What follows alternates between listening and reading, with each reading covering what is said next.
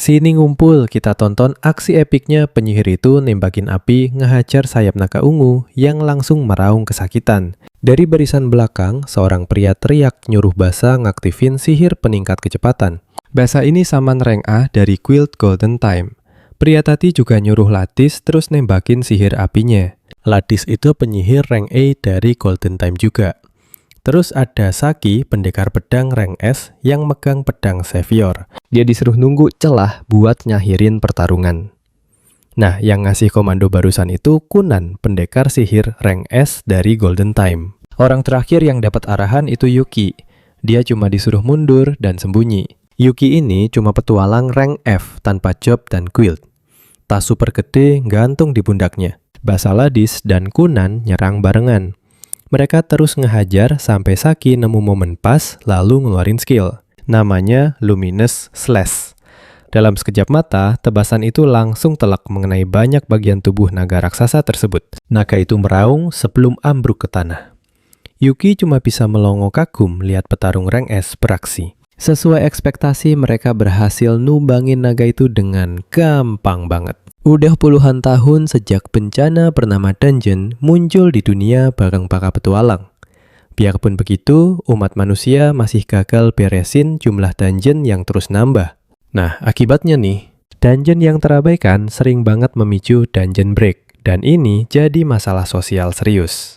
Parahnya lagi, banyak petualang yang cuma buru monster demi cuan dan ogah beresin dungeonnya. Cuma sedikit pahlawan yang paham bahayanya dan mimpin party buat nyelesain semuanya.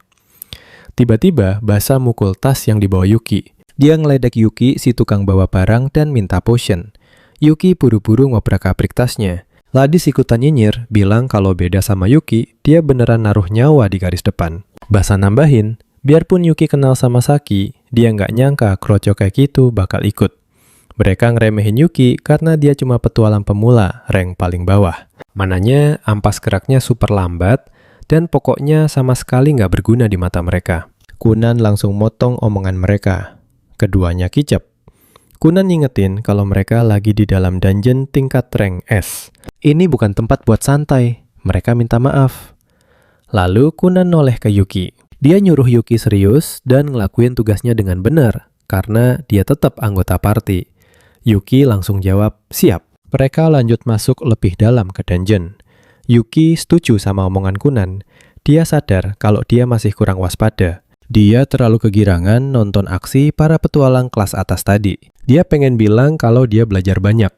Tapi di sisi lain, dia sadar ada jurang kekuatan yang jauh. Job aja dia nggak punya. Kalian pasti paham rasanya kan? Dia pengen hebat kayak mereka. Karena ngelamun, dia lengah. Saki sadar dan ngingetin kalau ngalihin pandangan dari tujuan pas lagi petualangan itu dilarang keras. Saki bilang nggak mau kehilangan keluarga lagi. Yuki sependapat, dia nggak mau ngerasain rasa kehilangan itu lagi. 2 tahun lalu, dia nonton berita di TV pas distrik mereka hancur lebur gara-gara dungeon break.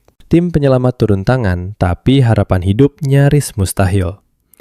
Bencana dungeon emang makin parah beberapa tahun terakhir. Dia dan Saki tumbuh bareng di panti asuhan.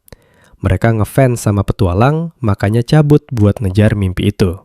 Tapi rumah tempat mereka pulang dan semua orang di panti asuhan itu habis disapu bersih sama insiden dungeon break. Tragedi memilukan itu bikin tekadnya bulat buat nyegah bencana kayak gitu kejadian lagi. Nah, perhatiin baik-baik ya, tanpa dia sadari ada yang ngawasin terus. Dia ternyata bidak terakhir rencana seseorang. Aura aneh dan ngeri tiba-tiba nyapu perasaannya. Tapi sebelum dia bisa mikir jernih, sebuah lingkaran sihir tiba-tiba muncul tepat di bawah kaki mereka. Itu jebakan teleportasi. Kunan langsung teriak nyuruh semuanya buat siap-siap dan waspada. Pembuat jebakan itu emang udah nungguin kedatangan Yuki. Mereka mendarat aman, tapi satu hal langsung jelas. Mereka dipindah langsung ke ruang bos. Kunan refleks cepat nyuruh semuanya bikin formasi melingkar dan amanin area. Dia juga nyuruh Yuki nyiapin item balik. Tapi Saki ngerasa ada yang aneh. Genangan darah di lantai mulai mendidih dan satu sosok pelan-pelan muncul dari sana. Itu seorang pria berbaju kepala pelayan. Mereka refleks mikir, dia itu Raja Iblis. Gelar Raja Iblis cuma buat bos dungeon rank S, makhluk paling kejam dan berbahaya. Tapi pria di depan mereka kelihatan tersinggung, dikatain gitu. Saki pun langsung maju nyerang. Kunan ngebentuk tombak es. Dia siap ngehujani musuh dari atas, pas Saki makin memperpendek jarak serangannya. Saki ngelepasin tebasannya. Pria itu nangkis santai, bilang, anak muda kurang ajar. Kalian pasti penasaran banget kelanjutannya kan? Sini kumpul kita tonton kegilaan baru. Pasukan musuh mendadak muncul, ada Mid Elf sampai Piskin.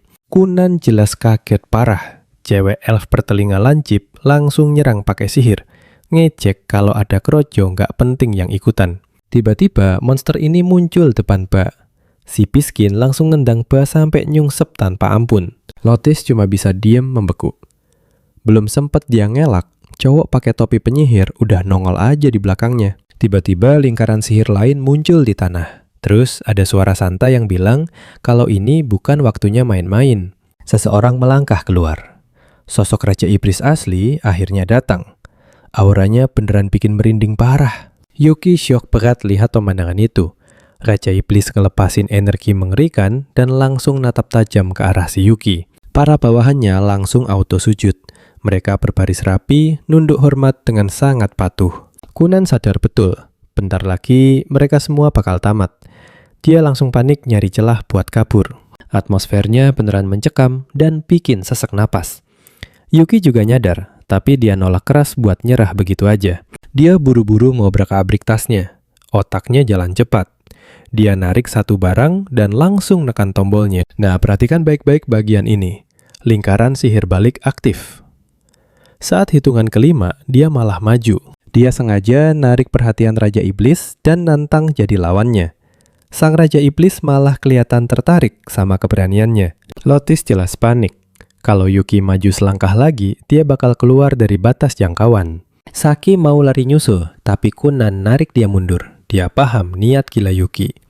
Hitungan mundur sampai angka 3. Kunan dan Saki udah jauh banget. Saki berontak nangis, nanya apa maksudnya. Yuki nengok ke belakang, mastiin jarak mereka aman. Semua berjalan sesuai rencananya. Karena Kunan ngerti situasinya, si monster Piskin langsung loncat nyerang ke Yuki. Raja Iblis nanya apa rencananya. Waktu sisa 2 detik. Yuki nyengir lebar dan bilang kalau jawabannya udah jelas banget. Dia ngelempar item sihir itu. Waktu tinggal 1 detik. Semua nahan nafas nunggu apa yang bakal terjadi selanjutnya. Yuki teriak kalau dia bakal ngalahin Raja Iblis. Kunan nangkep barang itu dan muji keputusan super epic Yuki. Waktu habis, lingkaran sihir di bawah para petualang langsung nyala terang benderang. Saki teriak manggil nama Yuki karena semua orang bakal diteleportasi kecuali dia. Yuki senyum damai sementara Saki terus nangis histeris.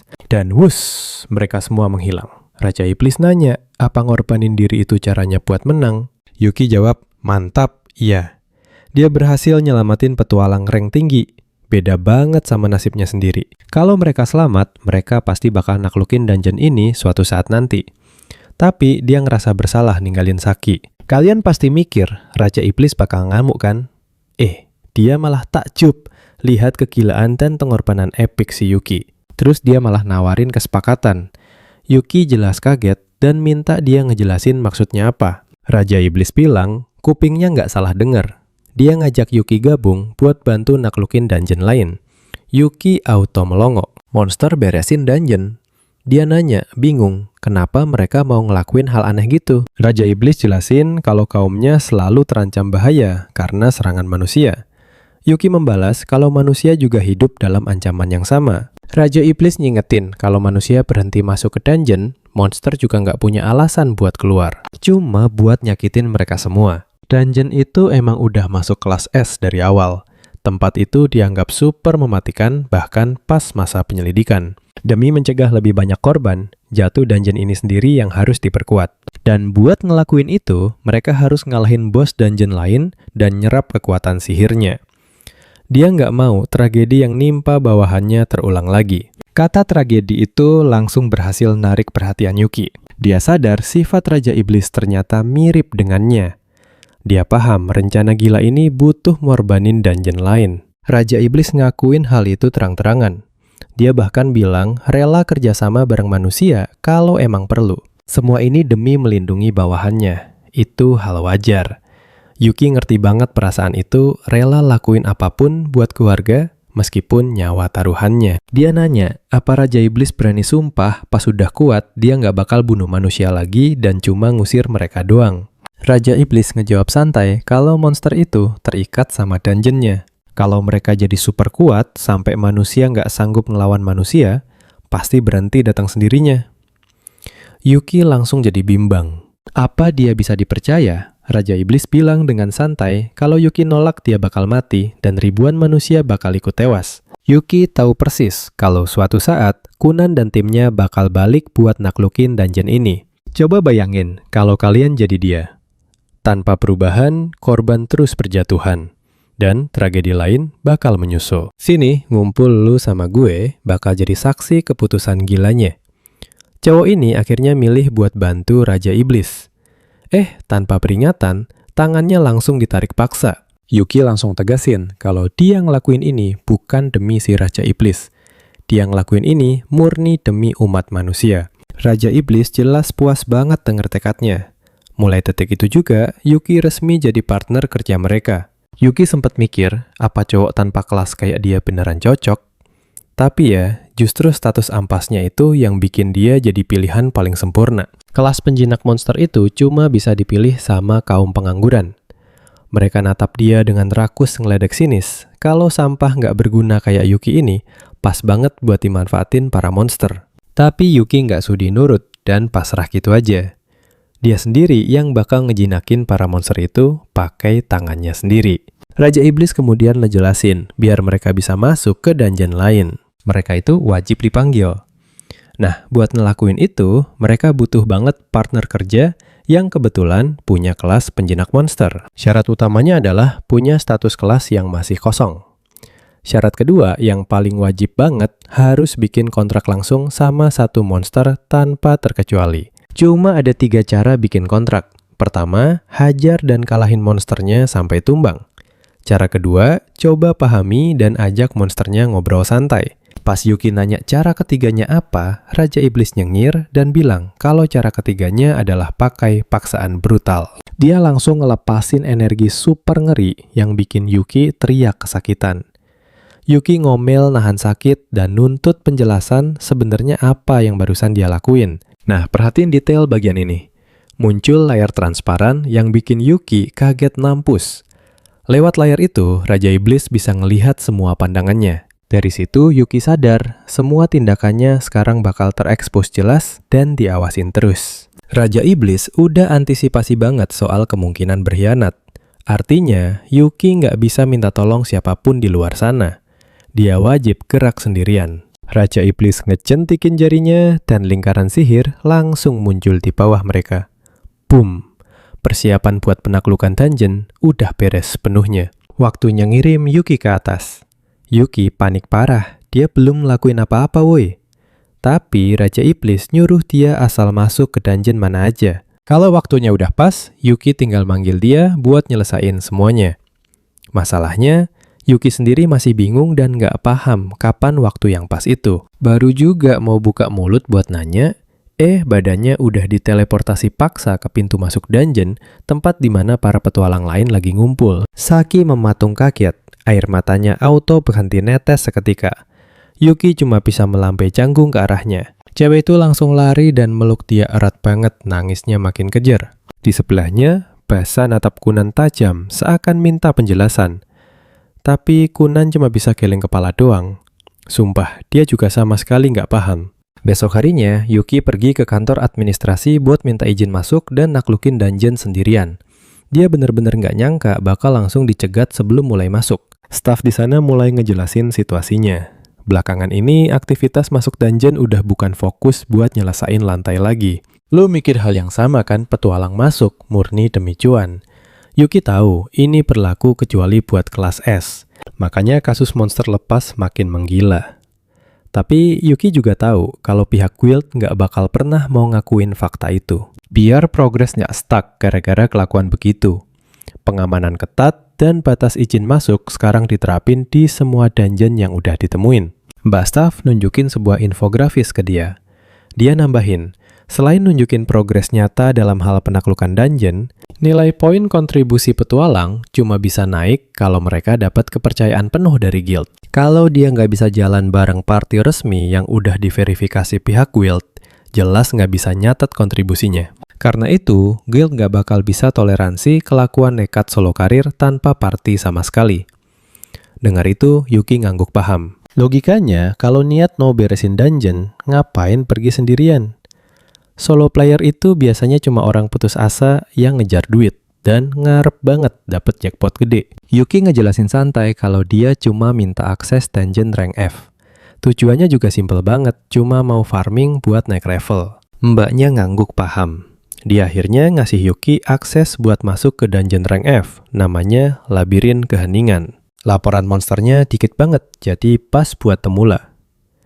Dia langsung diantar ke lokasi stafnya ngebuka gerbang dan nyuruh Yuki buat langsung masuk aja ke dalam. Disediain juga tombol darurat yang bisa langsung dipencet kalau sewaktu-waktu dia butuh bantuan. Yuki ingat mbaknya bilang pengamanannya ketat, tapi pas dilihat ternyata biasa aja.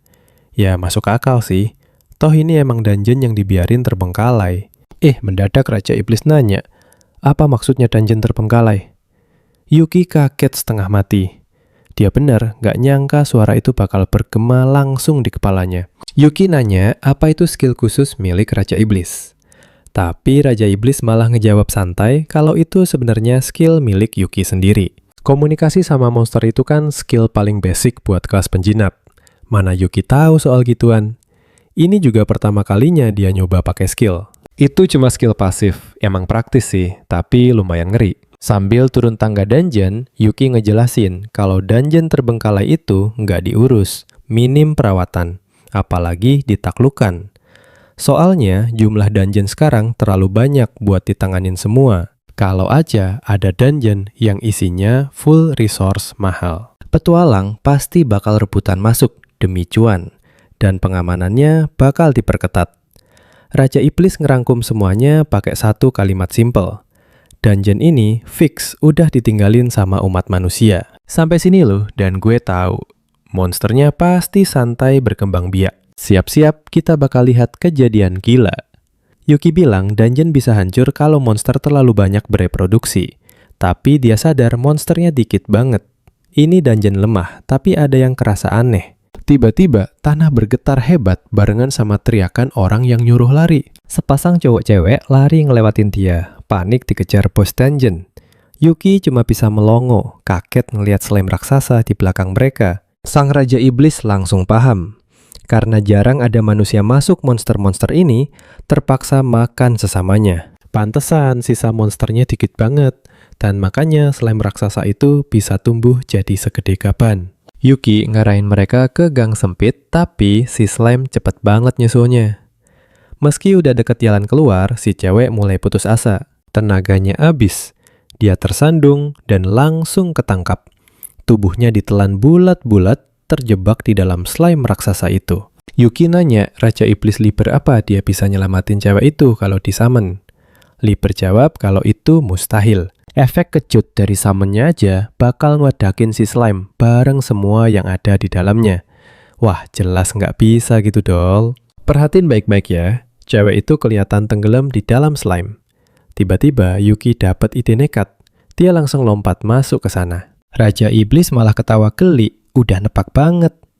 Meski ngorbanin badannya sendiri, Yuki bakal lakuin apa aja demi nyelamatin orang. Dia berenang nembus cairan kental itu ke arah si cewek. Pas berhasil narik tangannya, dia tahu ini saatnya manggil Raja Iblis Liber. Ledakan energi super ganas meledak dan kedua tangan Liber mulai muncul. Liber ngasih izin buat pakai kekuatannya. Di tengah proses summon, Yuki batuk darah parah. Rasanya persis kayak seluruh badannya lagi dibakar habis-habisan dari dalam keluar. Bayangan hologram Liber muncul di belakangnya, nyuruh dia buat nahan diri dan jangan hancur. Liber nyoba ngelewatin lingkaran sihir itu. Dia ngetes masukin satu jarinya. Sontak dia nggak bisa nyembunyiin rasa kagetnya. Cuma segini yang bisa Yuki keluarin meski udah kekuatan penuh. Emang lemah, tapi masih cukup buat musuh kroco level gini. Energi langsung ngumpul di ujung jarinya. Terus Yuki ngelepasin jurus Chaotic Dawn. Tembakan sinar mematikan langsung hajar musuh dan bikin ledakan super dahsyat. Yuki baru sadar seberapa mengerikan kekuatan itu. Bener-bener kayak bencana alam yang luar biasa parah. Semua yang ada di depan mereka lenyap tak bersisa. Si cewek sadar gemetaran dan bilang itu serem banget. Cowok itu sadar sama luka Yuki. Darah ngucur deras dari mata dan mulutnya. Dia nyuruh Yuki buruan keluar karena kondisinya udah kritis banget. Gue yakin kalian ikutan meringis, lihat seberapa parah kondisinya sekarang. Pandangannya kabur dan dia langsung ambruk nyungsep ke tanah. Beberapa hari kemudian di dalam dungeon Endless Abyss, Yuki ngasih tahu Liber kalau rank up pertamanya terjadi pas dia pingsan. Dia dapat notifikasi naik levelnya pas lagi di rumah sakit. Dia cerita udah bikin takut dua petualang itu. Tapi mereka tetap gotong, dia keluar dan laporin semuanya dengan benar. Liber nanya kenapa dia kelihatan murung banget dan malah ngajak bersulang. Yuki asli nggak paham alasannya kenapa. Yang dia lakuin kan cuma manggil doang. Dia ngerasa kecewa banget pas sadar kalau skill summon adalah satu-satunya hal yang bisa dia sumbang. Tapi, Liber ngingetin kalau saat itu Yuki sama sekali nggak ninggalin nyawa yang ada di depan matanya. Malahan dia berani ngambil kemungkinan lain tanpa ragu sedikit pun. Liber bilang dia suka mental baja itu dan nyodorin gelas anggur. Yuki nerima gelasnya dan ngucapin makasih atas pujian keren itu. Liber ngaku agak kepikiran soalnya Yuki hampir mati tiap kali manggil dia. Makanya dia kenalin orang baru yang bisa Yuki summon buat kedepannya. Namanya Elvina, seorang maid undead. Yuki merhatiin betapa tenang dan santainya cewek ini. Dia bahkan bercanda kalau jatuh cinta pada pandangan pertama ke dia bakal repot. Secara dia kan udah nggak punya detak jantung. Jokes undeadnya agak garing sih. Yuki malah jadi khawatir apa dia bakal baik-baik aja. Liber nenangin dia bilang kalau Elvina itu jauh lebih kuat dari Yuki. Elvina sendiri pengen jadi maid yang asik dan gampang dideketin. Mereka mutusin buat fokus naikin levelnya Yuki dulu. Dia harus tumbuh cukup kuat biar badannya kuat nahan proses summon Liber dengan bener. Gak lama beberapa monster api nyamperin. Elvina dengan santainya langsung ninju mereka. Semua ancaman lenyap dalam sekejap. Yuki langsung sadar seberapa gila kekuatan maid ini. Mereka lagi di dalam dungeon rank E sarangnya para monster api. Elvina lari kelilingin dia dengan bangganya pamer kalau dia itu maid yang super jago. Yuki jadi inget anak dari panti asuhan yang suka caper dengan gaya yang sama. Anak cewek itu emang selalu main sama dia, tapi nostalgianya nggak tahan lama. Banjir notifikasi naik level tiba-tiba muncul, hampir bikin dia gila dadakan. Elvina kaget karena Yuki ngerasa naik level itu ngeselin. Dia mikir apa itu semacam candaan khas orang hidup ya. Mereka sampai di bagian dungeon yang lebih gelap. Yuki sadar dia bisa nahan durasi summon Elvina jauh lebih lama ketimbang Liber. Dia ngejelasin kalau Liber emang terlalu spesial. Mana buat manggil dia tuh saking gedenya sampai proses summonnya pasti kepotong di tengah jalan. Yuki tahu itu emang benar. Dia aja cuma sanggup manggil sebatas ujung jari Liber doang. Kalian pasti nggak sabar nunggu petualangan selanjutnya kan? Elvina nyimpulin dia itu paket hematnya Yuki. Dan Yuki ngerasa maid ini sangat bisa diandalkan. Pipinya langsung merah merona. Yuki sadar banget kalau summoning itu bukan cuma soal pamer kekuatan. Efisiensi juga penting banget. Sini temenin gue nonton kelanjutannya. Mereka nyampe di pintu segel. Yuki bingung cara masuknya. Tapi Elvina malah santai pemanasan. Pam, pintunya hancur lebur ditinju. Dia dengan santainya bilang, cuma ngetuk doang. Di baliknya ada ksatria yang udah nungguin. Elvina langsung maju nyerang. Ksatria itu bawa pedang api, tapi Yuki nyadar ada yang aneh banget sama apinya. Dia langsung ngelempar belati. Untungnya berhasil nangkis pedang itu tepat sebelum nebas badannya Elvina. Tetap aja sisa apinya nyerempet pipinya, bikin kulitnya retak-retak parah. Yuki nanya, dia nggak apa-apa kan? Elvina malah balik nanya, kapan Yuki nyadar soal api atribut suci itu? Yuki jawab kalau apinya emang kelihatan beda banget dari semua api di dungeon ini. Mirip sama cahaya punya Saki. Elvina jelasin kalau api suci itu musuh alaminya para undead. Dia sempat-sempatnya bercanda bilang jantungnya sampai berdebar kencang. Padahal jantungnya sendiri udah berhenti berdetak. Yuki negur ini bukan waktunya bercanda dan nyuruh dia mundur. Tapi ksatria itu malah naktifin lingkaran suci api. Elvina nyadar bos dungeon ini mirip banget sama Liber, nggak bakal biarin mereka kabur. Yuki niat manggil Dipper, tapi Elvina langsung nahan dia. Dengan kekuatannya yang sekarang, Yuki cuma bisa manggil dia. Nggak ada pilihan lain selain ngadepin bareng-bareng. Elvina nyindir ini beneran konyol.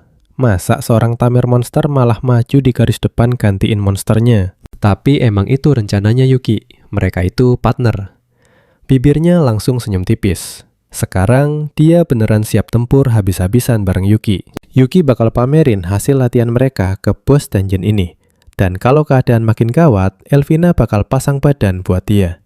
Mereka berdua langsung kuda-kuda siap ngelawan bos dungeon. Yuki emang udah ngarep banget dapat skill baru habis naik level. Akhirnya dia dapat skill Eye of Truth. Pakai ini dia bisa ngebaca semua kemampuan musuh. Deskripsinya bilang, api suci punya efek mutlak buat ngehancurin makhluk atribut gelap. Elvina langsung nanya, ada apa? Pas Yuki ngeliat Elvina skillnya, kelihatan bernama Maid of All Wind.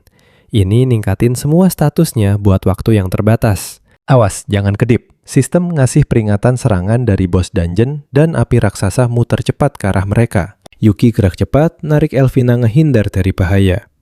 Dia pamer kalau sekarang udah bisa ngeliat atribut dan skill monster. Lengkap banget sama level bahayanya juga. Elvina nanggepin kalau itu emang kemampuan dasar banget buat tamer monster. Mata yang ngebongkar wujud asli dari para monster. Yuki emang belum bisa lihat semuanya, tapi ini awal yang mantap. Mereka langsung siap-siap nahan serangan brutal berikutnya. Elvina gerak lincah banget hindarin api. Dia langsung nerjang lurus ke arah bos dungeon. Sekarang dia bisa nyerang dengan pede gila. Bam, ditendang keras, tapi bosnya diem aja. Yuki shock berat. Elvina nyadar, tendangannya sama sekali nggak ngasih damage ke musuh. Yuki ngejelasin kalau dia baru nyadar bos dungeon ini tuh aslinya monster api. Elvina langsung cengok kebingungan dengernya. Sekilas emang kelihatan jelas. Yuki bilang ada monster api kecil tanpa bentuk, gerak-gerak di dalam zirah, terus geser buat ngehindar. Pantesan tendangannya meleset mulu. Dari tadi, dia sama sekali nggak nendang badan aslinya. Yuki bisa lihat teks sama indikatornya geser pelan-pelan. Strategi serangan balasan akhirnya ditentuin. Sempet-sempetnya Elvina ngeledek Yuki, bilang jangan sampai terpesona sama aksi kerennya kali ini. Tapi Yuki langsung neriakin peringatan kalau si bos lagi ancang-ancang mau nyerang. Lu sama gue pasti deg-degan lihat ini. Yuki mulai ngasih komando. Nunduk, tarik ke kanan. Serangan mematikan selanjutnya datang dari bawah. Terus hajar lengan kiri, bahu kanan, dan terakhir kepalanya. Bos dungeon langsung sempoyongan, kelihatan banget mulai kebingungan. Yuki nyuruh dia mundur sejenak. Ini pertama kalinya si bos ngasih reaksi yang jelas banget. Tapi biarpun gitu, musuhnya masih nyaris bisa ngehindar. Yuki buru-buru nyuruh dia ngehindar ke arah kanan. Tiba-tiba banget Yuki lengah dan malah kena hantam. Untungnya Elvina lari super cepat buat nyelamatin dia sambil ngomelin Yuki biar perhatiin keselamatan dirinya sendiri juga. Pas mereka udah sampai jarak aman, Yuki minta maaf. Elvina terus musulin supaya dia pakai aja skill miliknya. Dia ngecek deskripsi skillnya. Elvina ngejelasin kalau tamer monster bisa maksa ngaktifin skill dari monster yang dikontraknya. Skill itu bakal ningkatin statusnya, tapi cuma buat sekejap doang. Yuki nyadar kalau dia pakai itu, mereka harus kelarin pertarungan ini sebelum musuh bereaksi. Cuma bisa dipakai sekali, jadi timingnya beneran harus super sempurna tanpa cacat. Elvina so imut dan bilang dia percaya Yuki bakal makainya dengan benar. Yuki nekat mau ngabisin pertarungan ini di serangan berikutnya. Rentetan peringatan bahaya merah langsung ketapetip di depan matanya. Dia neriakin ada serangan combo datang dan nyuruh hindar ke kanan. Habis itu Elvina harus diam di posisinya, terus langsung geser cepat ke kiri. Ledakan api brutal nyambar ke arah Yuki. Dia kena telak sampai kelempar ke tanah, tapi dia maksa bangun dan nyuruh Elvina jangan mikirin kondisinya. Dia nyuruh lompat ke kiri. Terus dia langsung ngaktifin Maid of All Wind. Puas banget rasanya kita lihat ini. Tendangan Elvina meledak banting bos dungeon ke tanah sampai bikin lubang kawah dalam. Pertarungannya selesai. Sini ngumpul, kita bakal saksiin momen nyesek. Yuki akhirnya lega, mereka menang. Tapi Elvina berbisik kalau skillnya nguras habis tenaganya. Habis ngomong gitu, dia langsung pamit. Yuki shock berat.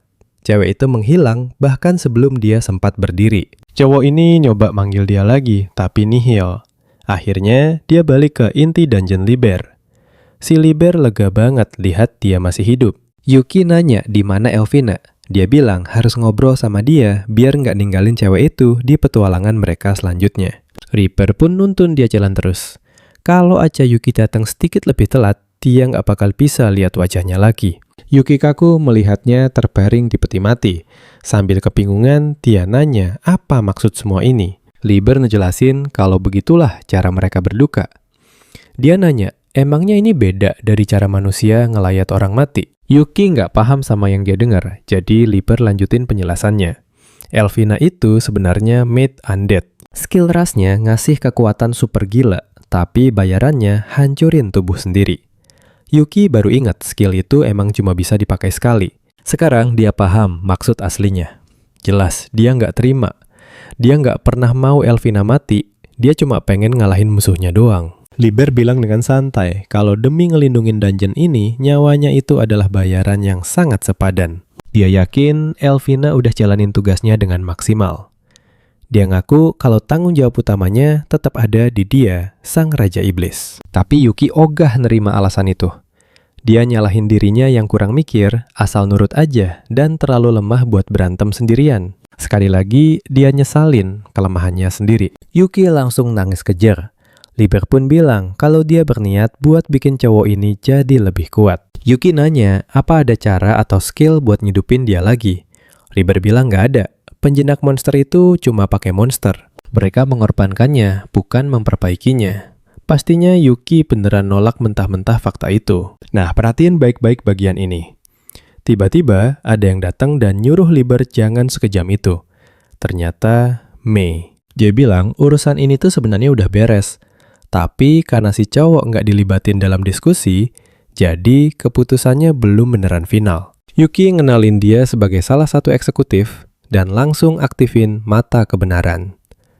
Cewek itu ngenalin dirinya dengan sopan. Atributnya itu suci, sekaligus iblis, punya skill pelayan setia dan kebangkitan dari mayat. Napas Yuki langsung tercekat lihat skill aslinya. Sambil senyum, Mei nanya, apa dia mau tahu cara balikin Elvina? Harapan Yuki langsung memuncak pas dengar Elvina beneran bisa hidup lagi. Dia tahu berkat skill Mei itu sangat mungkin.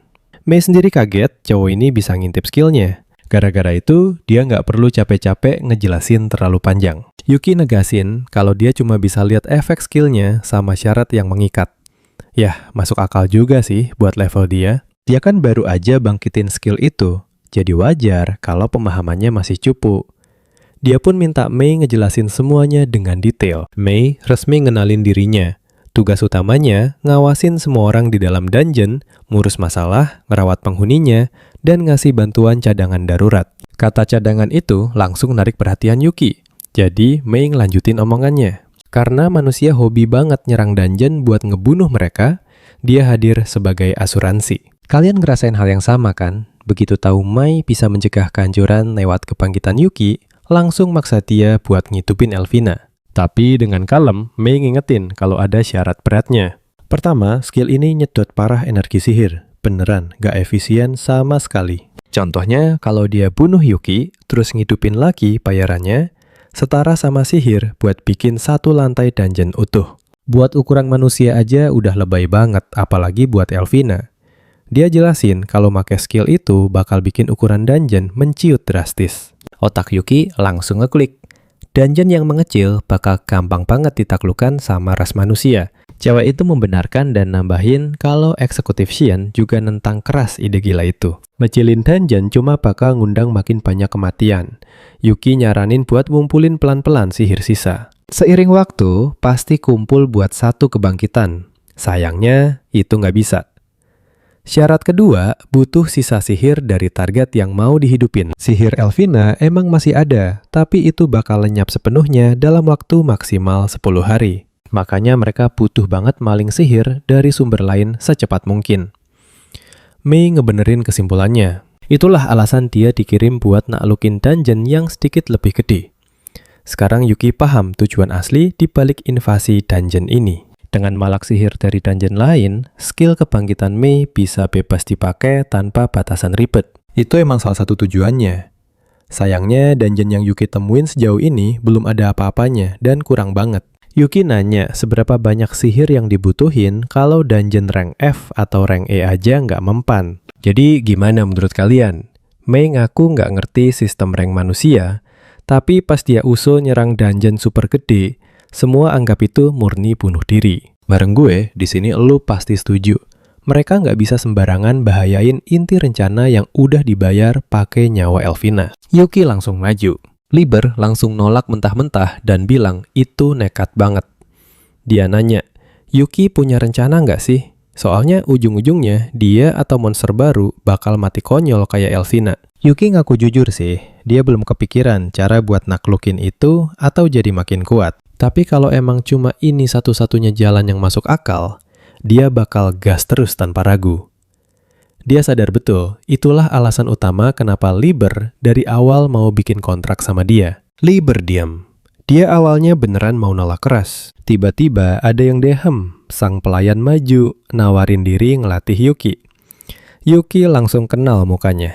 Itu cowok yang pernah lawan Saki. Mai seneng banget lihat Viento dukung rencananya.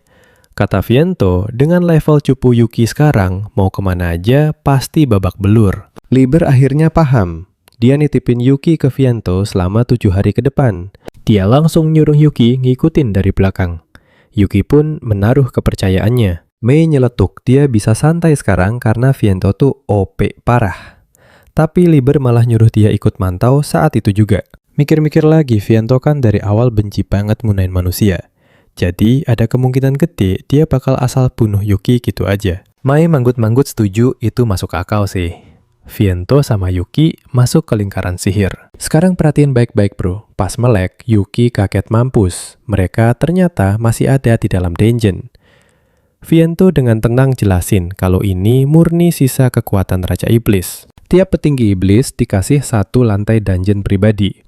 Dan Yuki jadi manusia pertama yang injak tempat ini. Viento nyuruh dia anggap ini suatu kehormatan. Melihat ukuran gedenya dungeon dan seberapa banyak lantai yang ada, Yuki sadar kalau jalan kebangkitan ini beneran opsi terakhir yang super nekat. Dia nanya, apa latihan ini bikin levelnya naik? Viento ngejelasin, buat manusia, naik level itu artinya nyisap energi sihir monster atau dungeon terus dimasukin ke badan. Dengan kata lain, petualang itu perlahan ngerusak dungeon cuma dari berantem di dalamnya. Mereka nyuri sihirnya buat diri sendiri, padahal Yuki udah resmi kontrak bareng Raja Iblis. Meski para petinggi punya wadah beda, mereka semua berbagi sihir dari dungeon Liber. Makanya, naik level cara biasa itu mustahil. Yuki sadar, ini alasan Liber ngirim dia ke dungeon lain walau resikonya gede. Dia nanya gimana cara Viento ngelatih dia. Viento langsung lempar sebuah pedang. Yuki refleks nangkep pedangnya dan paham. Dia beneran disuruh pakai senjata sungguhan. Viento bilang ada banyak banget yang harus diajarin. Dimulai dari fakta kalau Yuki itu nggak punya dasar sama sekali. Dia mau Yuki ubah semua teknik jadi kekuatan nyata.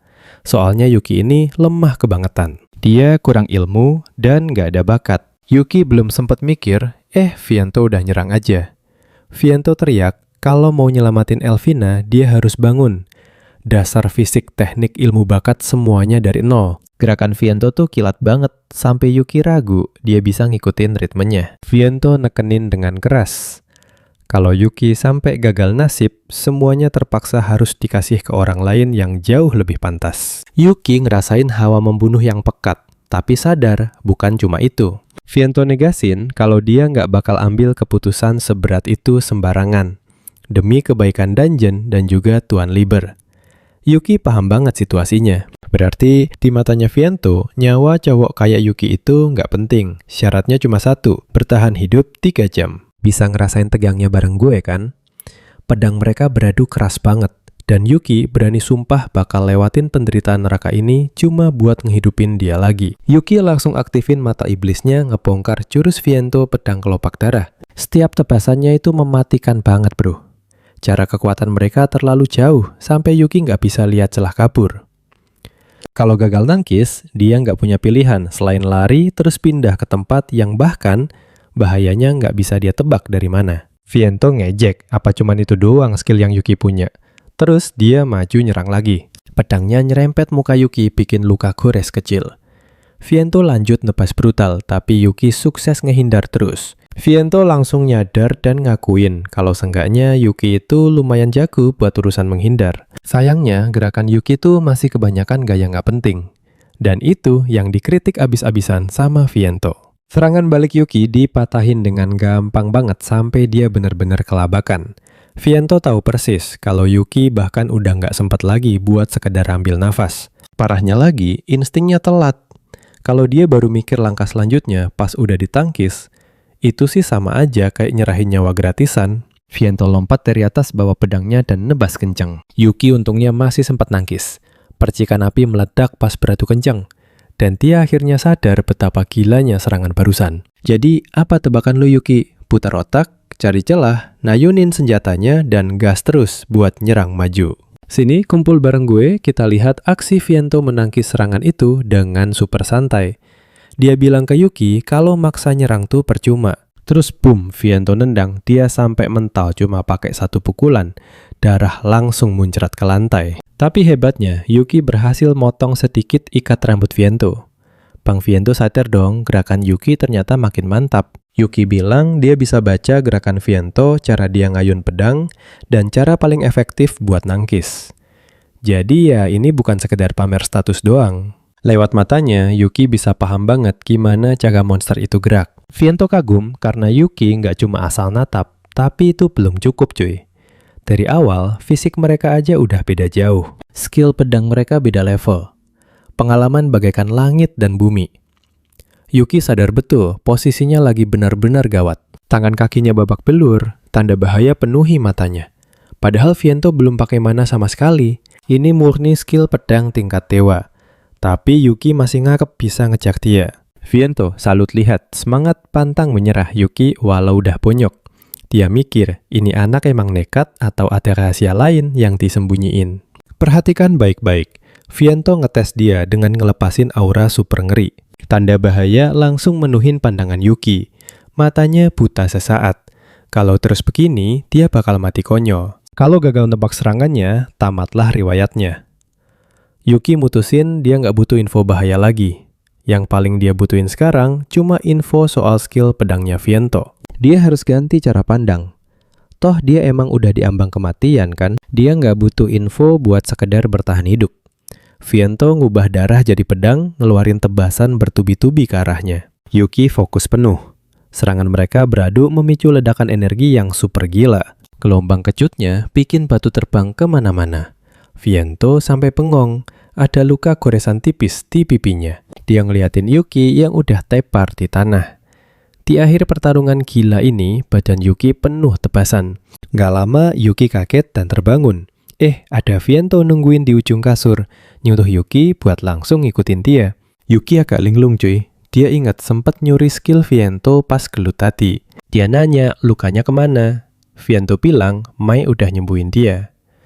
Berhubung Yuki belum mati, nyembuhinnya nggak butuh banyak mana. Jujur aja, Viento sama sekali nggak nyangka Yuki nekat nyuri jurusnya di momen segawat itu. Itu bikin dia makin kepo sama potensi Yuki.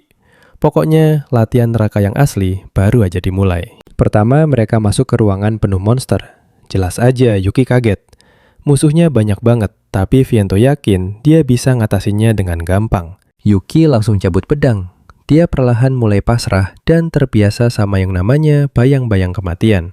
Kalian pasti bingung juga kan? Tiba-tiba aja si Yuki disuruh ngelayanin monster sambil nuangin teh buat mereka.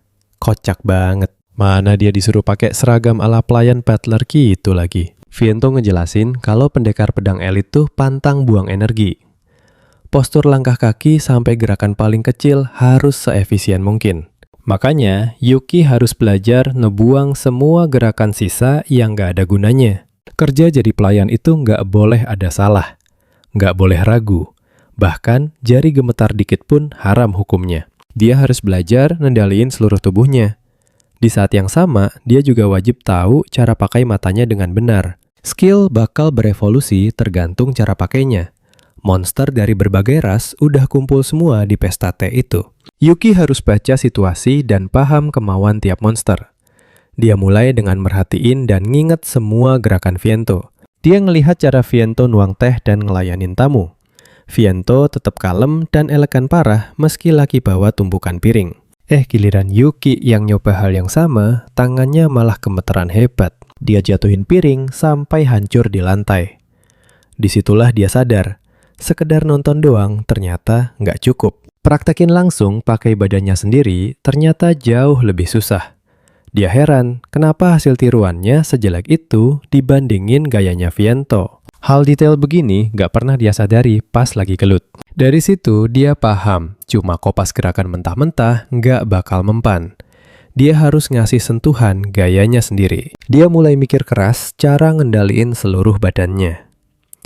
Besoknya, dia disuruh ngelayanin monster yang mukanya serem abis. Makhluk itu kepo sama Yuki karena dia manusia yang sering diobrolin Viento, yang berarti dia pasti kuat banget. Yuki langsung ralat kalau dia masih dalam proses belajar. Monster itu nawarin diri buat ngelatih Yuki dan langsung nonjok dia gitu aja. Karena stamina Yuki udah mau habis, dia aktifin kekuatan matanya. Dia pantau gerak-gerik Viento dan semua monster di sekitarnya. Dia ngepasin timing dan satu tonjokan telak mendarat di rahangnya. Masuk hari keempat, dia ngelayanin monster mirip kadal. Pakai matanya, dia sadar si kadal kedinginan. Dia baca situasi, lalu ngasih selimut. Kita sepakat kan, perkembangan dia emang epic. Monster itu langsung nempel sama dia.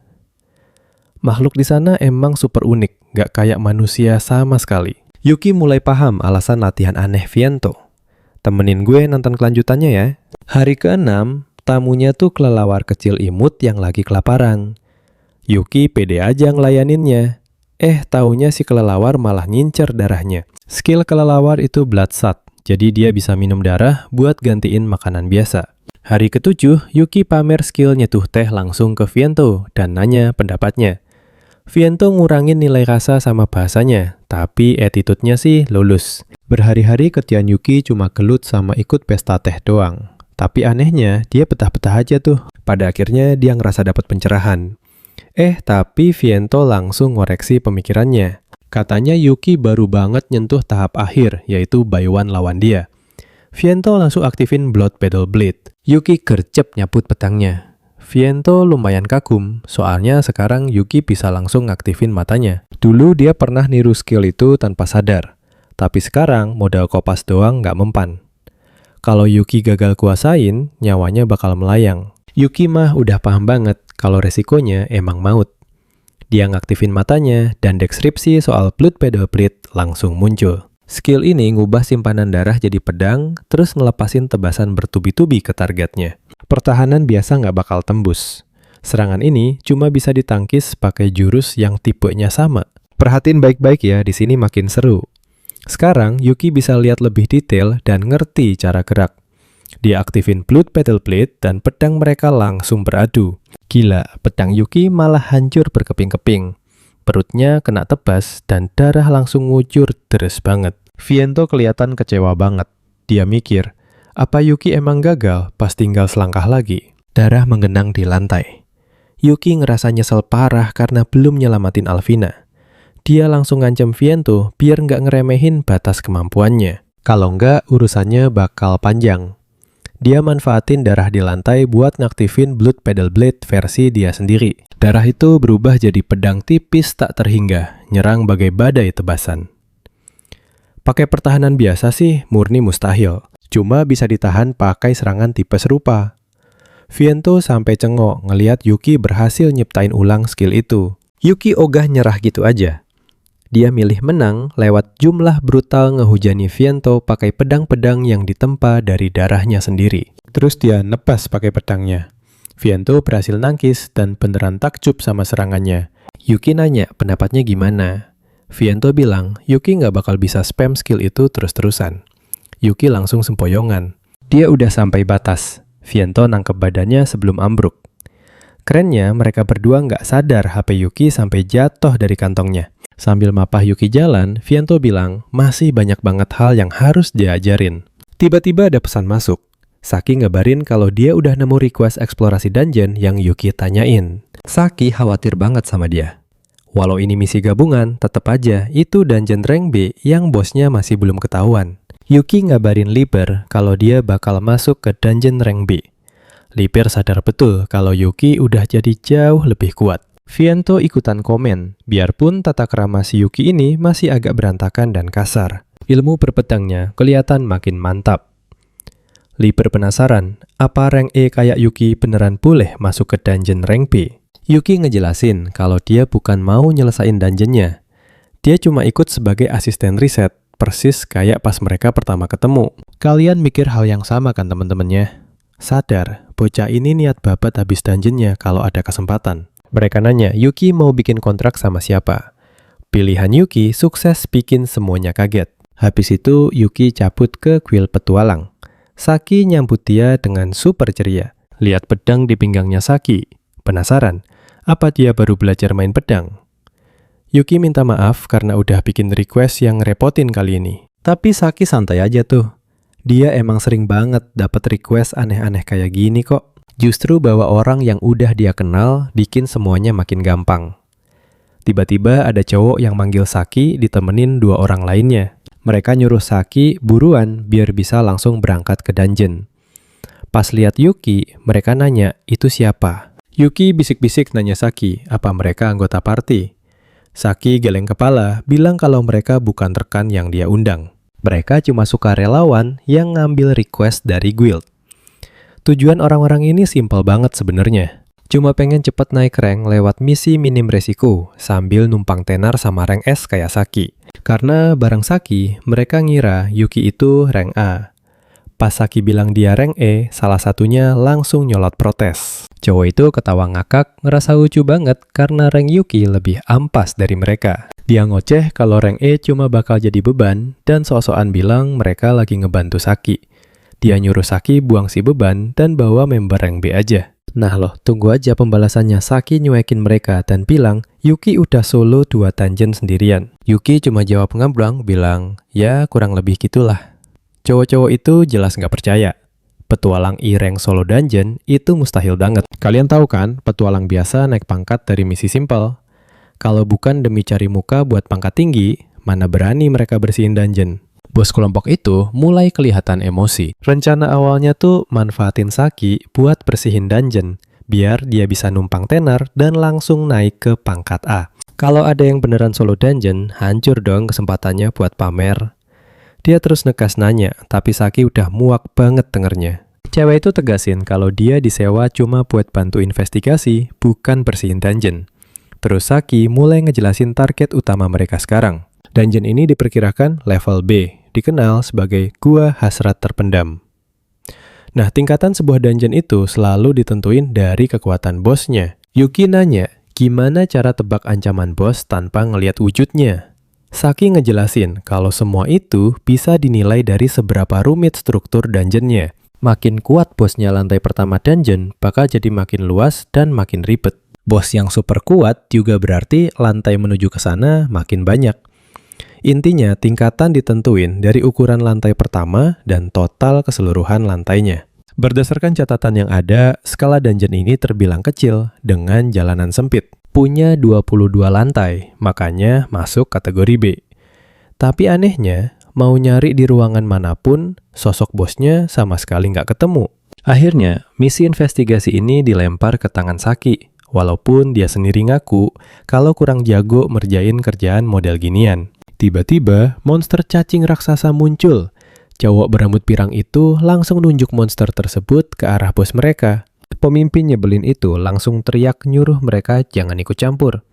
Itu mangsa milik dia. Pakai kapaknya, dia belah monster itu jadi 2. Sambil megang separuh bangkainya, dia pamer ke Saki kalau dia berhasil bunuh dengan sempurna. Saki kelihatan serba salah. Ngebantai monster begini sebenarnya bukan bagian dari misi investigasi. Yuki bisa ngerasain kalau jadi petualang S-Rank itu ternyata punya banyak pusingnya sendiri. Si Gaido ini malah ngejek Yuki, nyuruh si Ireng lakuin sesuatu.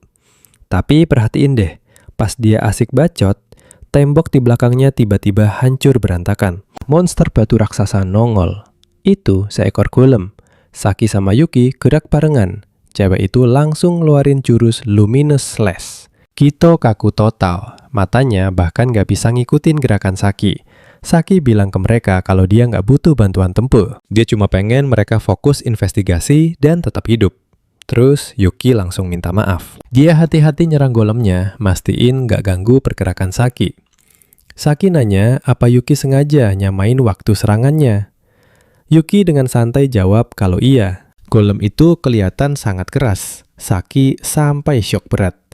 Walau cuma sekali, fakta Yuki bisa ngimbangin dia tuh gokil abis. Apalagi inget dia baru aja belajar pakai pedang. Wajah cewek itu langsung agak memerah. Ini jauh di luar ekspektasinya. Sekarang dia paham kenapa pertarungan mereka barusan bisa kerasa mulus banget. Dia senyum manis, makasih atas bantuannya, dan muji kerja bagus Yuki. Karena golemnya muncul langsung dari tembok, Yuki jadi mikir kalau dungeon ini beneran nggak masuk akal sama sekali. Saki nyuruh Yuki serahin urusan berantem ke dia, sementara yang lain fokus buat investigasi aja. Gito kelihatan nggak seneng. Gara-gara ini, dia jadi makin bertekad buat nemuin ruang bos dan pamer kontribusi. Tapi gila aja, setelah 10 jam muter-muter, mereka masih belum nemu jejak bos sama sekali. 3 cowok itu kelelahan parah. Saki muter nyari lagi. Tapi kayaknya udah nggak ada jalan buat turun ke lantai berikutnya. Mereka bahkan udah ngecek semua jalur tersembunyi yang mungkin ada. Yuki nempelin tangannya ke tembok, penasaran ada apa di baliknya. Gaido malah ngeledek sok nyeramahin si Yuki soal cara kerja dungeon yang benar. Dia ngejelasin kalau dungeon itu dimensi sihir terisolasi. Emang kelihatannya doang kayak bagian dari dunia nyata mereka. Meski bentuknya mirip, gua aslinya bukan. Tiba-tiba, Gaido maju ke depan ngarahin lututnya buat nyerang si Yuki. Yuki diam kaku, hampir nggak bereaksi pas serangannya makin dekat. Gaido ngingetin kalau nyoba kali tembok dungeon cuma bakal nabrak lapisan mana dan bikin diri sendiri terluka parah. Yuki dengan santai jawab kalau menurutnya nggak kayak gitu. Gito langsung kebingungan dengernya. Kalian pasti kaget denger ini. Pakai mata spesialnya Yuki, bongkar fakta gila kalau seluruh gua ini terbuat dari bahan yang sama kayak si golem.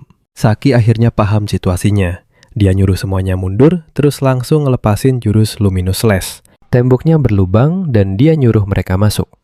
Begitu masuk ke dalam, mereka langsung disambut sama sesosok golem yang ukurannya raksasa banget. Tegang banget cuy. Saki sadar kenyataannya. Kalian juga mikir gitu kan? Mereka bukan di dalam dungeon. Aslinya mereka ada di dalam golem yang nyamar jadi dungeon. Gaido langsung nanya apa untungnya ngelakuin hal kayak gitu. Jawabannya jelas, buat malsuin tingkatan aslinya. Yuki nanya, apa ini berarti mereka baru aja nyampe di lantai pertama yang sebenarnya? Ukuran ruangan yang luas banget ngasih tiap petunjuk. Rasanya kayak lagi melangkah di luar ruangan. Saki awalnya mikir ini dungeon level A. Terus dia meralat tebakannya. Ini udah hampir jadi level S. Mereka langsung ngecek ulang informasi intelijennya dulu. Sini ngumpul bareng gue, kita lihat fakta gilanya. Ini bukan dungeon rank B, tapi rank A super besar. Lantai gurunnya ternyata tumpukan golem yang nyamar jadi dungeon. Yuki dan Saki langsung fokus, natap sesuatu di kejauhan sana. Sebuah kastil melayang. Gaito tiba-tiba nyadar kalau golem raksasa di bawah mereka udah berhenti gerak. Saki jelasin kalau golem itu mati sendiri buat hemat mana setelah gagal jalanin misinya. Cowok itu bingung parah. Jadi Saki langsung ngasih penjelasan lebih detail. Dungeon ini kayaknya dirancang khusus buat cekal penakluk rank S, contohnya kayak dia. Fakta ini bikin dia waspada, sementara Kaido cuma bisa melongo. Selama ini dia mikir monster itu cuma sekelas hewan buas. Saki langsung bantah. Dungeon itu bukan sekedar pabrik penghasil sumber daya. Aslinya, tempat ini tuh garis depan buat nahan musuh yang ngancam umat manusia. Nah, Yuki sih udah tahu fakta ini. Dia paham banget kalau monster itu punya kecerdasan strategi tempur dan kadang punya emosi juga. Saki malah nganggap situasi ini bawa hoki. Mereka nemuin tempat ini sebelum ancamannya berevolusi penuh jadi setingkat rank S. Dia mutusin buat nyerang sebelum bosnya ngumpet. Sambil senyum, dia deklarasiin investigasi selesai dan penaklukan pun resmi dimulai. Dia nyuruh yang lain buat buruan balik mumpung masih bisa dan langsung lapor ke markas guild. Untungnya, gerbang keluar ada di dekat situ, karena ini masih lantai 1. Tapi Yuki nolak pergi. Dia bilang pengen tetap tinggal di sana. Saki langsung natap tajam dan nanya, apa dia benar-benar yakin? Lihat wajah Saki yang super santai. Yuki nanya, apa dia beneran mau ngajak dirinya ikut? Saki jawab, dia butuh orang buat bawa info bos kalau semuanya berantakan. Dan dari semua orang yang ada di sana, dia adalah pilihan yang paling pas. Saki langsung narik kerah bajunya, natap matanya tajam, dan bilang mereka berdua bakal pulang bareng. Yuki setuju. Lebih dari apapun, dia nggak mau ada orang lain yang mati lagi. Habis itu Saki langsung gendong dia ala Tuan Putri dan terbang. Dia ngaktifin Luminous Formula dan melesat maju kenceng banget. Dalam sekejap, Kaido udah nggak bisa lihat mereka. Meski gitu, dia nolak buat pulang gitu aja. Sepotong kristal kuning tiba-tiba jatuh ke tanah. Sambil Saki ngebut ke arah kastil melayang, mereka milih jalur paling potong kompas dengan cara ngejebol lantai-lantainya. Mananya makin pekat gila sampai kerasa kayak udah nyampe di lapisan paling bawah dungeon. Tiba-tiba sebuah suara bergema kencang. Suara itu kaget karena manusia bisa nyampe ke tempat ini sendirian. Sosok kristal merah salto di udara bersinar terang banget. Tubuh permatanya yang tajam muter pas turun. Dan inilah momen yang kalian tunggu.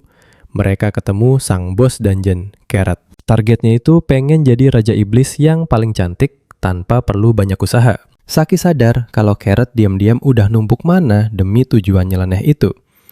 Kecurigaannya terbukti 100% benar. Dikit demi dikit, Carrot udah molos kecantikannya. Tanpa babi bu, Carrot langsung ngaktifin Carrot Critical Cutter dan nyincer si Yuki. Di detik yang sama, Yuki ngaktifin Demon Eye of Truth. Dia berhasil menghindar dari serangan beruntun yang cepat banget. Aksi itu aja sukses bikin Carrot kagum. Normalnya sih pertarungan udah kelar di situ. Soalnya gerakannya beneran secepat kilat. Kena satu pukulan aja pasti mati. Tapi dibandingin sama Viento, cewek ini kerasa kayak patung. Yuki sama sekali nggak takut. Dia nangkis semua serangannya pakai tebasan pedang. Carrot malah ngetawain dan ngejek kalau itu percuma banget. Tubuhnya jauh lebih keras dibanding golem yang mereka lawan sebelumnya. Yuki udah paham betul kalau tujuannya emang bukan buat melukain bos itu. Misinya cuma satu, bikin celah serangan. Dan di momen pas itu, Saki langsung ngelepasin Luminous Slash. Carrot mundur kaget. Mereka berhasil bikin goresan di badannya. Saki ngakuin kalau Carrot emang keras, tapi bukan berarti nggak bisa dihancurin. Dia ngebanting bos itu ke tembok. Yuki cuma bisa batin betapa gilanya skill rank S. Carrot ngeluh kesakitan, tapi Saki nyadar ada yang aneh. Monster gila itu sama sekali nggak kelihatan panik. Itu artinya masih ada kejutan lain. Dia ngingetin Yuki biar nggak lengah dikit pun. Yuki ngangguk dan nanya apa serangan selanjutnya. Saki neken serangannya ngerantai combo buat bikin Carrot kelelahan. Terus tiba-tiba Carrot buka suara. Dia bilang dia udah ngelihat kelemahannya. Ya, kelemahan mereka. Dia ngaktifin Carrot Creation. Kolosal mana dalam jumlah gila-gilaan langsung kesedot abis. Tapi anehnya nggak terjadi apa-apa. Kalian pasti ngerasain ketegangannya kan? Wajah Saki mendadak pucat. Golem di luar tempat Kaido berada ternyata berhasil bangkit lagi. Jalur ke gerbang udah ketutup rapat. Carrot dengan santainya ngasih tahu kalau mereka nggak nyelamatin cowok-cowok itu, mereka semua bakal mati. Saki akhirnya paham. Carrot ngumpulin bahan langsung dari golem-golem itu sendiri. Situasinya sekarang benar-benar berubah jadi super kacau dan gawat. Kalau mereka buang waktu buat ngalahin Carrot yang lain, pasti mati. Tapi di sisi lain, dia nggak mungkin ngalihin pandangan dari bos. Yuki nyuruh dia pergi. Mereka nggak bisa biarin Carrot gitu aja tanpa diawasi. Jadi, dia ngomong dengan lantang. Dia yang bakal ngalahin bos itu. Saki masrahin semuanya ke dia. Sebelum melesat pergi, dia senyum dan bilang bakal pesta bareng pas pulang nanti. Carrot ngakak remeh. Dia merasa lucu lihat orang yang bahkan gak bisa ngegores badannya malah sok-sokan nekat milih buat tinggal. Dia anggap Yuki cuma tumbal. Tapi lo dan gue tahu Yuki bakal ngebuktiin kalau itu salah besar. Sini kumpul bareng aku. Kalian bakal lihat gimana kepercayaan Saki, Liber, dan Viento bikin cowok ini bisa berdiri tegak sekarang. Makanya Yuki harus balas kepercayaan itu. Carrot langsung kaku pas ngerasain ledakan mana milik Yuki. Dia bingung banget kenapa manusia biasa punya kekuatan monster. Yuki pun bilang kalau mulai detik ini dia bakal bertarung layaknya monster. Menjinakkan si bos. Yuki nyuruh Carrot siap-siap ngerasain tebasan pedang dari monster yang jauh lebih kuat darinya. Karat kaget parah waktu pedang Yuki sukses nepes tubuhnya. Cowok ini udah ngebaca semua pergerakannya. Cuma dengan ngebaca aliran kekuatan Karat, serangannya jadi super presisi. Karat pun langsung cepet-cepet ganti jurus. Dia ngeluarin jurus pamungkasnya. Karat pede banget kalau Yuki nggak bakal bisa nangkis serangan bentuk aneh ini. Dia yakin bisa ngancurin Yuki. Tapi Yuki malah nantangin balik, pengen tahu apa pedangnya masih mempan. Yuki kelihatan santai, tapi Karat ngeliat celah dan langsung tepes dia. Yuki malah manfaatin kekerasan tubuh Karat. Karat sampai kaget bukan main. Yuki nyerang balik dan bikin kristal tubuhnya hancur. Gak nyangka, Yuki udah ngelukain dia dari awal banget. Baru sekarang dia paham betapa gilanya kekuatan seorang penjinak monster. Berani-beraninya cowok ini ngerusak cangkang kerasnya Karat jadi ngamuk abis. Gak mungkin dia maafin manusia rendahan kayak Yuki. Tapi tenang aja, Yuki udah tahu ini belum selesai. Jangan ketip ya, ini seru. Karat ngelepasin kekuatan aslinya dan kutukan kelasnya langsung memicu perubahan wujud. Dia mengubah dan memoles dirinya sendiri. Tubuhnya berubah jadi golem kristal paling keras, tajam, sekaligus cantik. Kekuatan asli Master Dungeon keluar semua. Manusia-manusia malang dikurung dalam kristal buat disedot energi mananya. Karat berencana ngehancurin Yuki sampai hancur lebur kayak butiran pasir. Cowok itu bahkan gak pantas buat jadi bagian dari koleksi kristalnya yang berharga. Lengan Karat yang segede palu raksasa langsung ngehantam Yuki. Dia makin pede. Gak mungkin Yuki bisa ngebunuh dia sekarang. Tapi Yuki malah ngeledek obsesi Karat yang suka bikin tubuhnya raksasa. Katanya itu mah basi. Dengan dingin, Karat ngejawab, batu permata itu makin gede, makin mahal harganya. Yuki balas kalau skill dan potongan permata yang cantik itu jauh lebih penting. Dia langsung ngaktifin pedang kelopak darah dan Karat auto membeku. Karat bingung parah gimana bisa manusia punya jurus yang mirip banget sama monster. Yuki cuma bilang kalau ini murni gaya bertarungnya. Ratusan pedang mekar di sekeliling Karat nyerang dari segala arah. Pelindungnya hancur lebur. Pedang-pedang itu nebas tanpa henti dari segala penjuru. Darah nyiprat pas tubuhnya diiris habis-habisan. Yuki akhirnya santai. Perjudiannya pakai jurus ini terbayar lunas. Darah menetes dari pedangnya dan dia beneran bisa ngerasain betapa berat serangannya tadi. Kalian pikir ini kelar? Saat berbalik, Yuki nggak sadar kalau Karat masih sadar. Dia ngorbanin sebagian besar tubuhnya sendiri buat tameng pelindung darurat. Ini emang jurus yang super gila kekuatannya, tapi bayarannya juga mahal banget bos. Karat nyerang diem-diem dari belakang, tapi Yuki langsung nangkis santai sambil ngasih peringatan lagi. Yuki bisa ngebaca semua gerakannya, tapi Karat nyadar satu hal penting. Cowok itu udah mau mencapai batasnya. Sekali lagi, Yuki pakai jurus pedang kelopak darah andalannya. Karat dibikin pusing, ngapain coba pakai jurus itu lagi? Padahal badannya udah susah digerakin. Yuki ngaku sendiri kalau dia emang udah nggak bisa gerak. Makanya dia manggil bala bantuan. Terus muncullah kelelawar kecil. Kelelawarnya senyum ke arah Yuki. Sebelumnya di Dungeon Leaper, mereka semua udah paham kenapa Yuki milih monster ini. Rencananya tuh simpel abis, pakai darah yang udah dia simpen. Si kelelawar punya skill vampir yang bisa nyerap darah dan ngubahnya jadi energi kehidupan. Jurus ini butuh darah dalam jumlah gila-gilaan. Kalau kedua serangannya gagal, nyawa Yuki bener-bener bakal melayang saat itu. Yuki cuma bisa kontrak satu monster aja, jadi serangan kedua ini hukumnya wajib kena target. Serangan pertama tadi pakai darahnya sendiri. Viento sampai khawatir parah kalau Yuki bakal berakhir kritis di ambang kematian gara-gara ini. Tapi justru itu intinya bos, pura-pura lemah buat mancing musuh biar nurunin pertahanan. Rencananya emang manfaatin kondisinya yang kritis buat ngedeketin wujud vampir terkuat. Nah, pas momen itulah, si kelelawar kecil yang gemas ini bakal beraksi dan nyelesain tugasnya. Karat akhirnya sadar ini rencana Yuki dari awal. Pas pertarungan kelar, cowok ini ngenalin diri sebagai Yuki penjinak monster yang bertarung pakai segalanya, baik musuh atau teman. Dia langsung membelah Karat jadi dua bagian dengan mulus. Sambil hancur jadi kepingan permata Karat, ngatain Yuki monster. Dengan santai, Yuki jawab kalau dia cuma manusia biasa yang kebetulan bikin kontrak sama Raja Iblis. Sekarang setelah Yuki ngerasain kekuatan dungeon itu, kedua matanya langsung menyala terang kayak kobaran api. Dia sadar udah maksa fisiknya terlalu jauh. Jagoan kita ini terus nyerap semua mana dari dungeon itu masuk ke dalam tanda di tubuhnya. Dan beberapa detik kemudian, dia benar-benar udah mau pingsan. Akhirnya dia serahin semua sisa urusannya ke tangan Liber. Kejutan Saki datang tepat waktu dan langsung nangkep tubuh Yuki. Dia syok berat pas nyadar apa yang barusan terjadi. Gimana menurut kalian? Epic kan? Yuki sukses ngalahin Karat sendirian.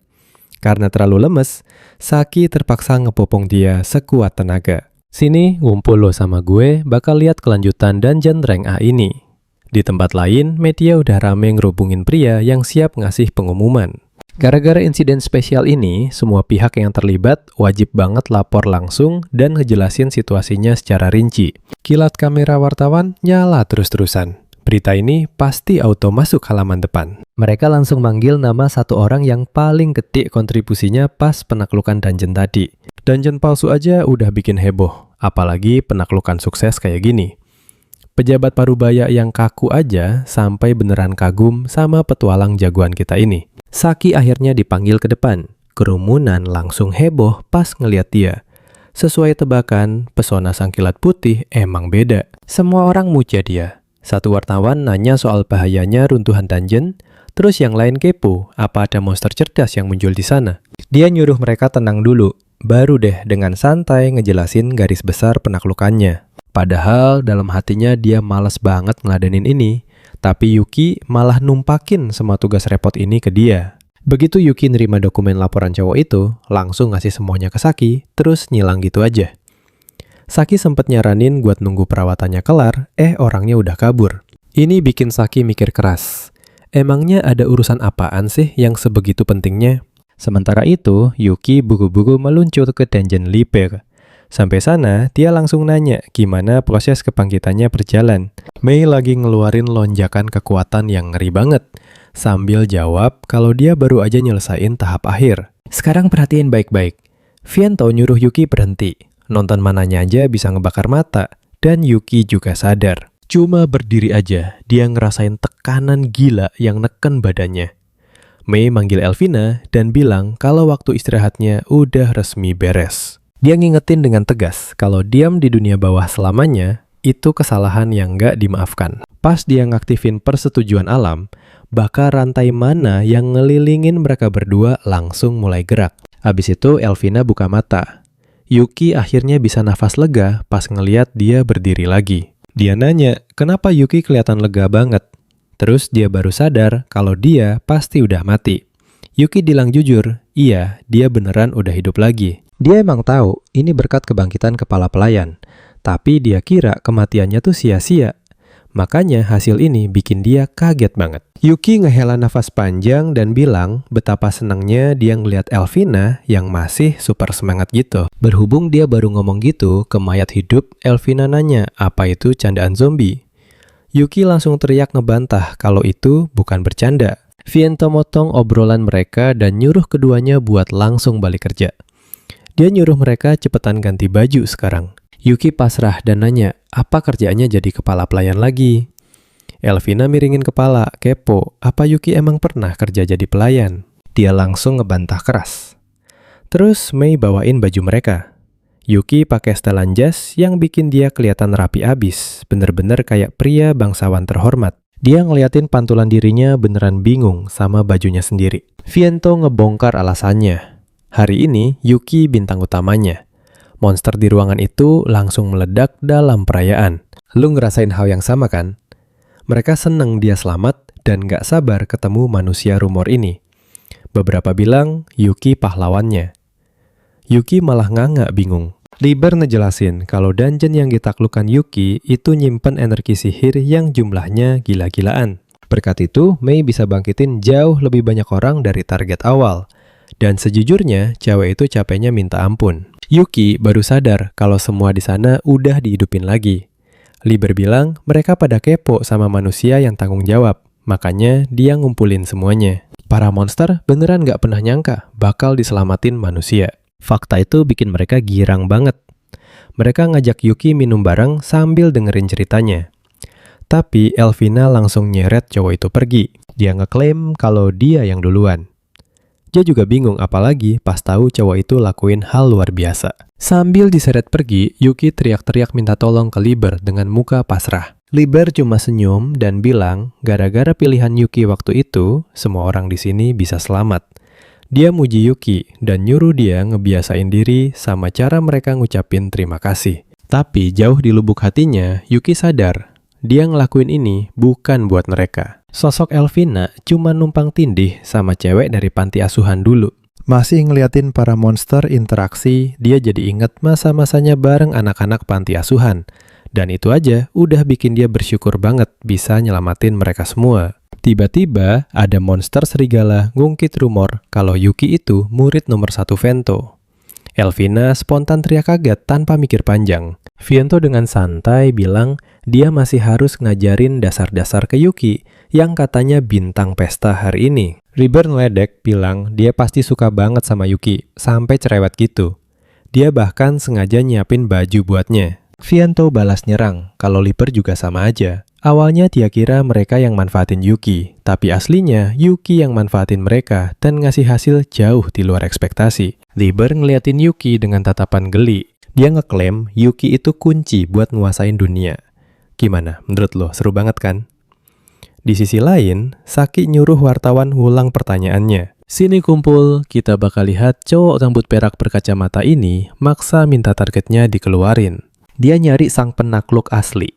Tahu banget ada sosok bahaya yang disembunyikan dan dia pengen ngeklaim Yuki. Mundur dikit, ada cowok lagi dipalak abis-abisan di gang sempit. Di dekat situ, ponsel jatuh, tiba-tiba nyarin berita penting soal kekacauan parah. Si cowok panik parah dan teriak nggak tahu apa-apa. Namanya Kaido. Mukanya babak belur, teriak kalau Saki yang bawa orang itu. Cowok berkacamata hitam di bawah langit malam cuma bisa berdecak kesal. Jalan buntu lagi. Dia ngomel karena terlalu banyak rocok kelas bawah yang bikin muak. Tiba-tiba Kaido ingat nama Yuki dan langsung nyeplos. Cowok kacamata itu pun berhenti. Dia ingat pernah lihat poster soal Yuki. Kaido pikir info ini udah cukup buat nyelamatin nyawanya. Lagian dia nggak ikut campur lagi. Tapi buat si bos mulut ember itu bahaya. Dia nyuruh Kaido nyalahin mulutnya sendiri, aktifin skill, dan langsung abisin dia. Besoknya Yuki jalan santai di kota sambil bawa bunga. Udah lama banget rasanya dia nggak dikelilingi keramaian manusia biasa kayak gini. Dia lagi cuti dari latihan dungeon dan raid. Khusus hari ini, dia mutusin buat nggak mikirin hal-hal berat itu sama sekali. Soalnya hari ini tuh momen dia ketemu semua temennya. Dia mampir ke monumen tugu peringatan runtuhnya dungeon raksasa beberapa tahun lalu. Tempat ini dibangun buat menghormati mereka yang gugur di insiden Great Collapse. Banyak banget cerita yang pengen dia bagi. Mulai dari jadi petualang beresin dungeon, sampai belajar main pedang. Terus ada yang narik perhatiannya. Seorang cowok pakai jaket merah lagi duduk santai di tengah jalan. Tahan napas bentar. Awalnya Yuki kira itu Saki, tapi bukan. Cowok kacamata ini emang udah nungguin dia dari tadi. Namanya Zepper, petualang rank A di bidang yang sama. Yuki bingung dong nanya apa mereka pernah ketemu sebelumnya. Zepper santai jawab ini pertemuan pertama mereka. Dia datang khusus buat rekrut Yuki. Tentu aja Yuki kaget ngaku cuma rank E yang jauh dari kata hebat. Zepper langsung bahas soal raid dungeon palsu itu. Nyuruh Yuki nggak usah ngeles, dia udah tahu keterlibatan Yuki di sana. Yuki auto kaku. Mikir gimana Zepper bisa tahu. Bahaya banget kalau sampai kekuatan monsternya bocor ke publik. Jadi dia ngotot, Saki yang pantas dapat pujian. Ngakunya cuma bantu evakuasi petualang lain. Tapi Zepper tahu itu bohong besar. Dia nebak Yuki lah yang beneran habisi bosnya. Pas White Flash sibuk ngurusin kolom Zepper nambahin kalau Yuki punya skill dewa buat nanganin bos rank A sendirian. Jelas aja Yuki makin waspada. Orang ini tahu terlalu banyak. Yuki terus ngebantah, bilang dia cuma sembunyi dan kabur doang. Zepper gagal paham kenapa Yuki mati-matian nyembunyiin itu. Tapi dia nyuruh Yuki diem dan dengerin baik-baik. Beresin dungeon itu bukan kerjaan kantoran biasa. Kumpulin kroco nggak bikin tim lu jago. Buat dapat duit gede, lu butuh senjata super mantap. Senjata tier atas pastinya. Yuki nanya, apa Zepper lagi ngomongin dia? Zepper jelasin, sekuat apapun skill Yuki main solo di dungeon itu, ada batasnya. Beda cerita kalau masuk party bareng. Emang sih jatahnya bakal kepotong. tapi lahan cuannya bakal meroket gila-gilaan. Makanya, Zephyr ngajak Yuki buat cari duit bareng. Yuki bilang makasih buat tawarannya, tapi dia nolak mentah-mentah. Tujuannya bukan duit. Zephyr nerima penolakan itu. Zephyr ngaku dia emang kurang jago ngerayu, jadi ya udahlah. Tapi dia tetap mau ngetes kekuatan Yuki, jadi sekarang dia nantang duel. Kalian pasti kaget juga kan, Zephyr tiba-tiba ngeluarin Fire Hammer. Apinya langsung bakar habis bunga bawaan Yuki. Yuki melongo. Pakai sihir di tengah kota, gila Zephyr malah makin kagum karena Yuki bisa menghindar. Bikin dia makin ngebet rekrut Yuki. Yuki teriak nyuruh dia berhenti, apalagi mereka lagi berdiri tepat di tempat peristirahatan orang mati. Dia ingat pakai sihir di permukaan itu ilegal parah. Tapi buat Zephyr nolak tawarannya itu jauh lebih berdosa dari aturan manapun. Dia ngaktifin Stonebind nahan tubuh Yuki beserta semua skillnya. Zephyr ngejak Yuki yang jago lawan monster tapi cupu banget urusan PvP. Pas Yuki mau pakai skill Zephyr, langsung bungkam mulutnya keras-keras. Terus dia pakai Icebind ngebekuin mulut Yuki sampai rapat. Zephyr sadar Yuki itu beda banget darinya. Malahan Yuki itu kebalikannya, spesialis murni buat beresin dungeon. Makanya Zephyr makin pengen jadiin dia partner. Dia dorong Yuki ke tanah. Zephyr ngancam bakal ngikutin setiap raid Yuki dan ngelakuin hal ini berulang kali. Dia nantangin Yuki buat nangis ke guild atau panggil rank S kalian, terserah. Zephyr ini dijuluki pembunuh skill. Petualang manapun bukan tandingannya. Yuki cuma bisa natap sinis. Zephyr ninggalin dia gitu aja sambil nunggu jawaban pasti. Dan sush, dia ngilang di balik jejak api. Sementara itu Liber lagi santai main catur. Tapi dia kerasa ada yang mau nyolong bidaknya, dan itu bikin dia bad mood parah. Mae pun ngobatin luka Yuki. Yuki mutusin buat stay di sana dulu, jaga-jaga kalau Zephyr nekat nerobos masuk. Dia butuh banget strategi balasan yang pas. Viento pun nanya, kenapa dia nggak bawa pedangnya hari ini. Gimana menurut kalian? Repot kan Yuki jelasin? Hari ini dia libur, bawa senjata ke kota cuma bikin masalah. Interogasi bakal jadi mimpi buruk. Tapi jujur aja, meski bawa senjatanya, dia ngaku bakal tetap kalah.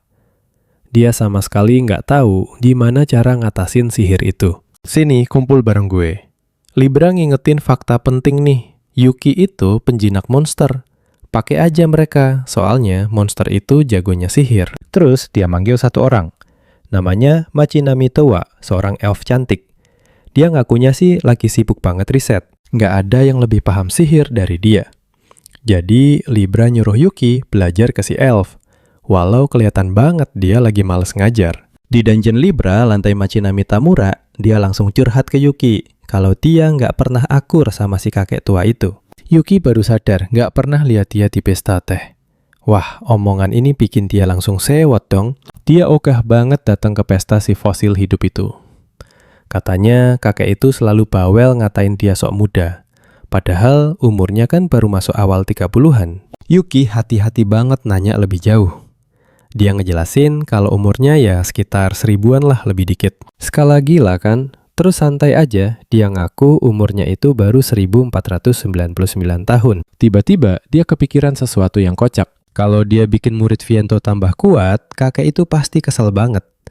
Terus murid imutnya ini bakal nempel terus sama dia sampai Viento mati cemburu. Dan ujung-ujungnya, cinta terlarang antara guru dan murid bisa aja mekar-mekar gimana gitu. Yuki motong omongannya dan bilang cuma mau belajar sihir aja.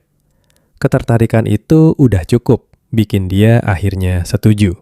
Lagian, lembangin sihir butuh banget simulasi. Dia bawa Yuki masuk perpustakaan dan Yuki langsung ngelongo lihat getihnya. Dia nanya, apa semua buku ini bahas sihir? Elf itu bilang, ini belum setengahnya. Hampir seluruh lantainya emang isinya tumpukan buku doang. Perhatiin baik-baik ya cuy. Dari tampangnya aja kelihatan banget Yuki ini sama sekali nggak paham konsep asli sihir. Sambil godain dia, manggil Yuki, murid nomor 1, dan nanya, bener nggak tebakannya? Terus dia ngasih satu pertanyaan simpel. Apa sih bedanya sihir sama skill? Yuki langsung mikir keras. Dia jawab sendiri. Katanya skill itu murni kemampuan individu. Sebaliknya, sihir itu kemampuan universal. Dan tebak, Yuki beneran gak ngerti sama sekali maksud omongannya. Jadi dia jelasin kalau skill itu kebagi jadi 3 tipe. Pertama, skill dari profesi yang ditekuni. Kedua, skill bawaan alami dari rasnya. Terakhir, skill murni hasil penyempurnaan dari teknik yang dikuasai penuh. Semuanya itu ibarat jurus nge-cheat, cuma bisa didapat dari tubuh teknik dan bakat orang itu sendiri. Makanya nggak bisa ditiru cuy. Walau ada dua skill yang kelihatan sama, inti aslinya tetap aja beda jauh. Dia nyoba ngingetin Yuki, soalnya anak ini sebenarnya udah pernah ngalamin hal ini secara langsung. Yuki langsung ingat waktu dia pakai pedang kelopak darah. Jadi dia jawab, paham banget berarti. Sihir pasti kebalikannya. Elf itu senyum manis dan bilang, tebakannya 100% benar. Siapapun yang pakai, kalau sihir yang sama dirapal pakai mana, dan mantra yang sama, hasilnya pasti bakal selalu kembar. Hukum mutlak. Kita sama-sama tahu, ini definisi sihir asli. Yuki mulai ngerasa hype banget nih. Terus kenapa banyak orang males pakai sihir Yuki nebak? Mungkin syaratnya ribet. Atau butuh nyedot mana dalam jumlah gila. Tapi jawaban aslinya jauh lebih simpel. Emang susah aja. Dia nanya apa, karena ngendaliin mana itu kelewat susah. Dia geleng kepala, bilang kalau merapal mantranya aja udah susah banget. Sihir asli butuh mantra sepanjang satu buku full, meski buat sihir dasar. Yuki bilang nggak pernah lihat orang komat kamit selama itu. Biasanya, skill cukup bilang panggil api. Lanjut ke pertanyaan ketiga, dia nanya, tahu nggak gimana cara mereka merapal mantra? Yuki mikir bentar terus nebak. Pasti mereka pakai semacam alat bantu kan? 100 buat Yuki alat, kayak tongkat sihir bisa gantiin sebagian mantra.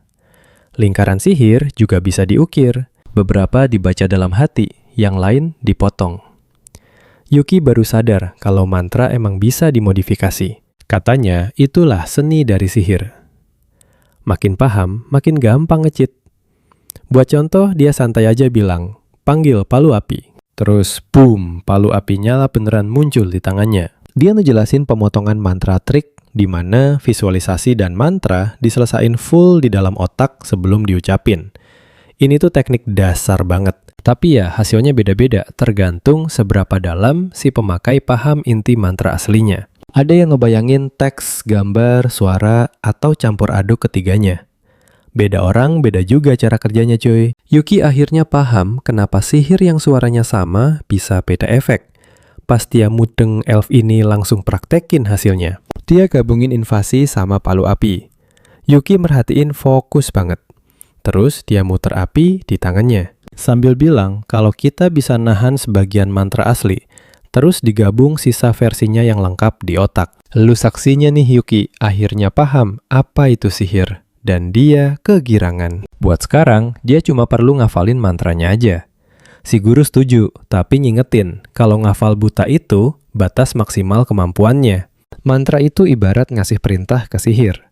Kalau dia nggak tahu kalimat mana buat perintah apa, sampai kapanpun dia nggak bakal bisa modifikasi atau bikin jurus baru.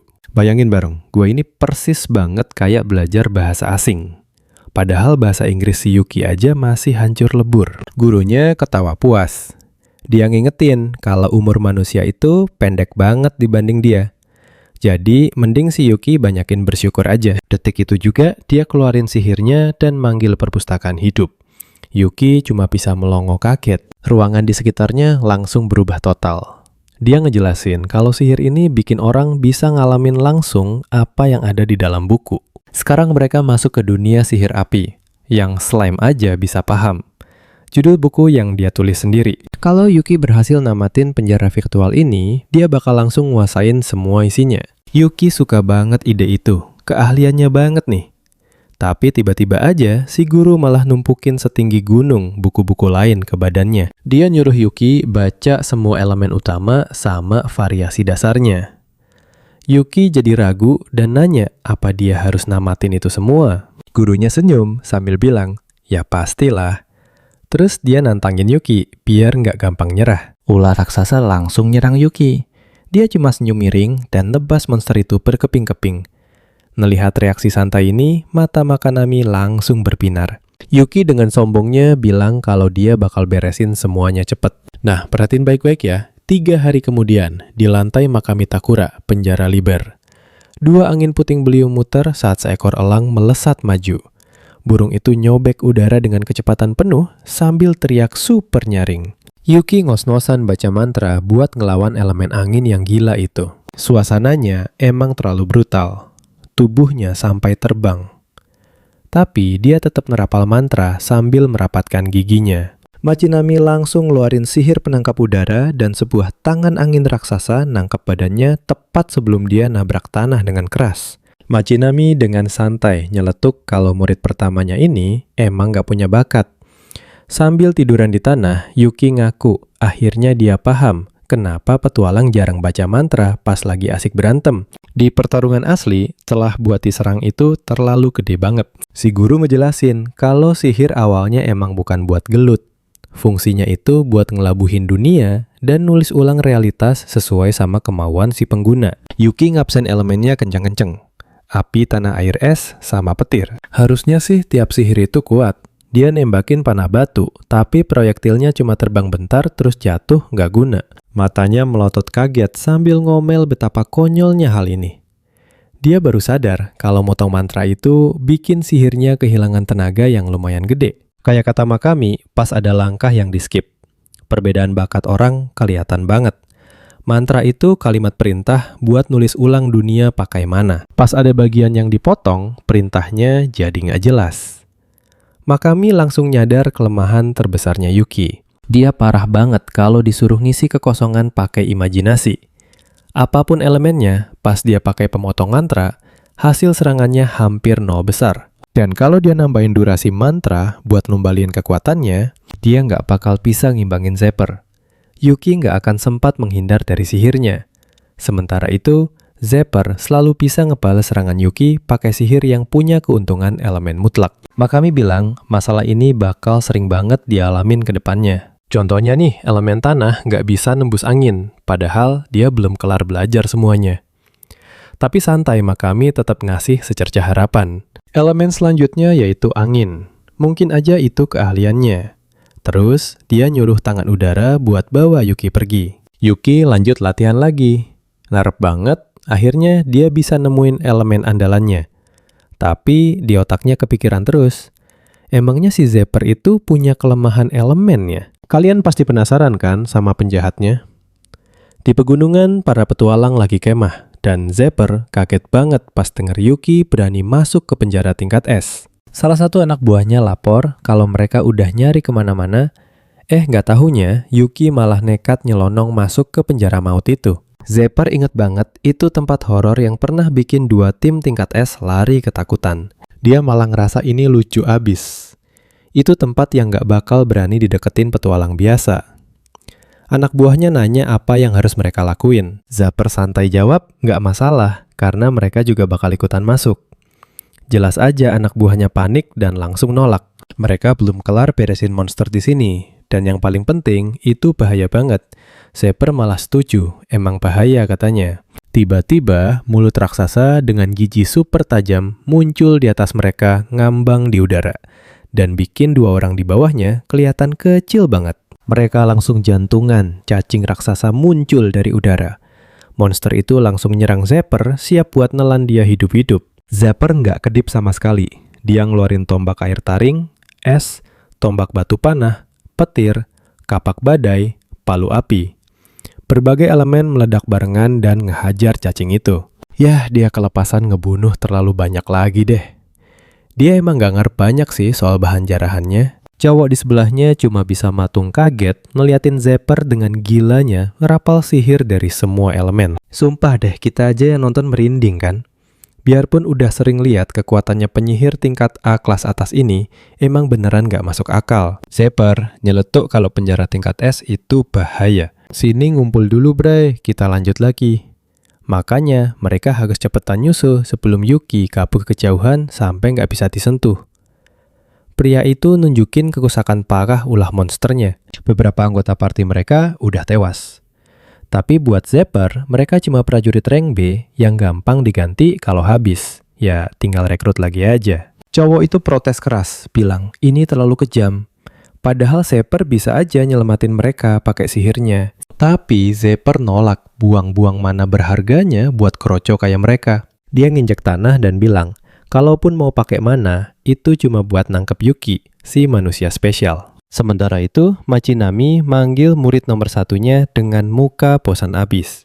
Yuki tepar di tanah, kelihatan kayak jiwanya udah melayang pergi. Cewek itu nyeletup pedes kalau Yuki sama sekali nggak punya bakat spesial. Yuki mikirnya sihir itu universal, tapi ujung-ujungnya dia nggak bisa ngelakuin pemutusan mantra sama sekali, walau cuma sekali doang. Ini pertama kalinya dia lihat orang gagal total kayak gini, padahal udah pakai mantra sebagian. Kalau elemen utama aja ampas, apalagi elemen minor kayak serangga, makin gak ada harapan deh. Yuki emang dapat ilmunya, tapi dia nggak nyangka bakatnya bakal seampas ini. Sekarang dia cuma bisa pasrah. Machinami nyuruh dia jangan sok paham soal sihir.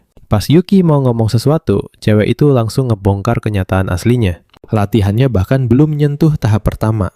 Mereka aja belum mulai pemanasan sama sekali. Dengan santainya, dia bilang kalau sihir itu ada, biar siapapun bisa nulis ulang dunia.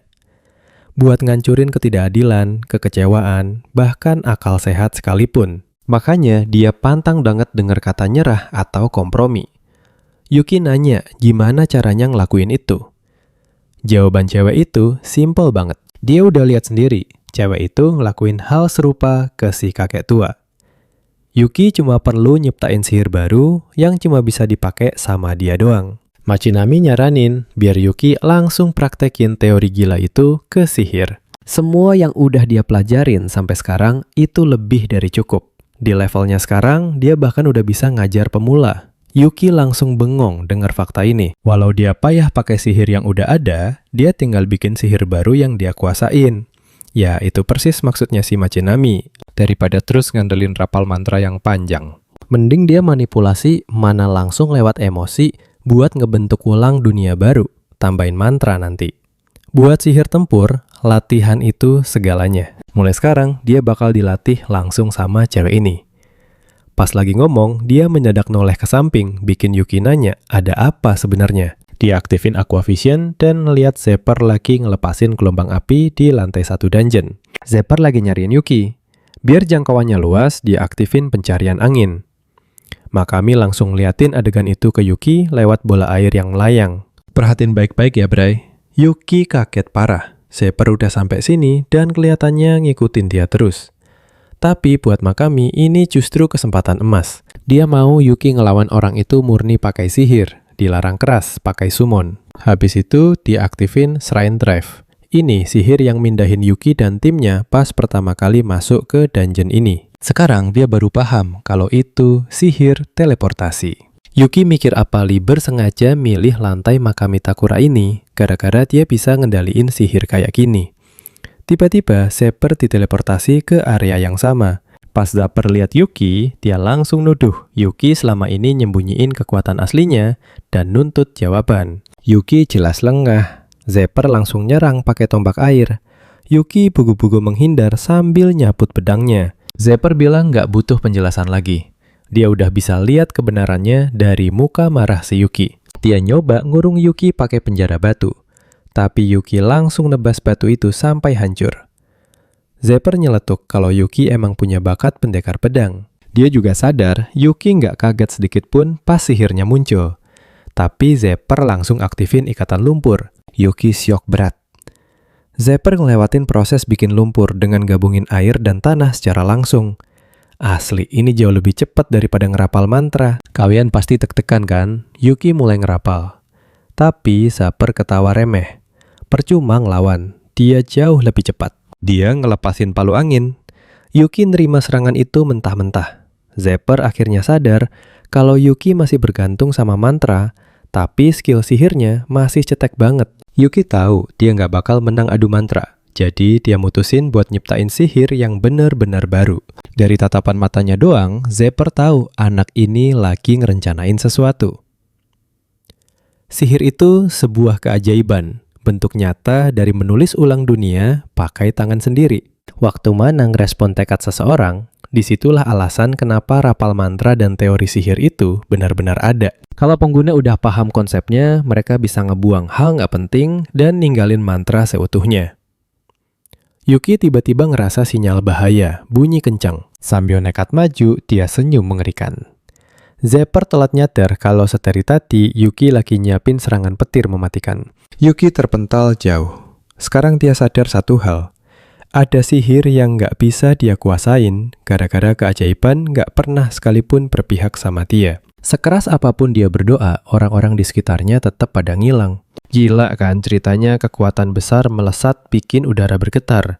Yuki nahan napas pas musuh nekat maju. Sampai ketemu lagi, Bray. Serangan meledak hebat. Pilar batu hancur lebur.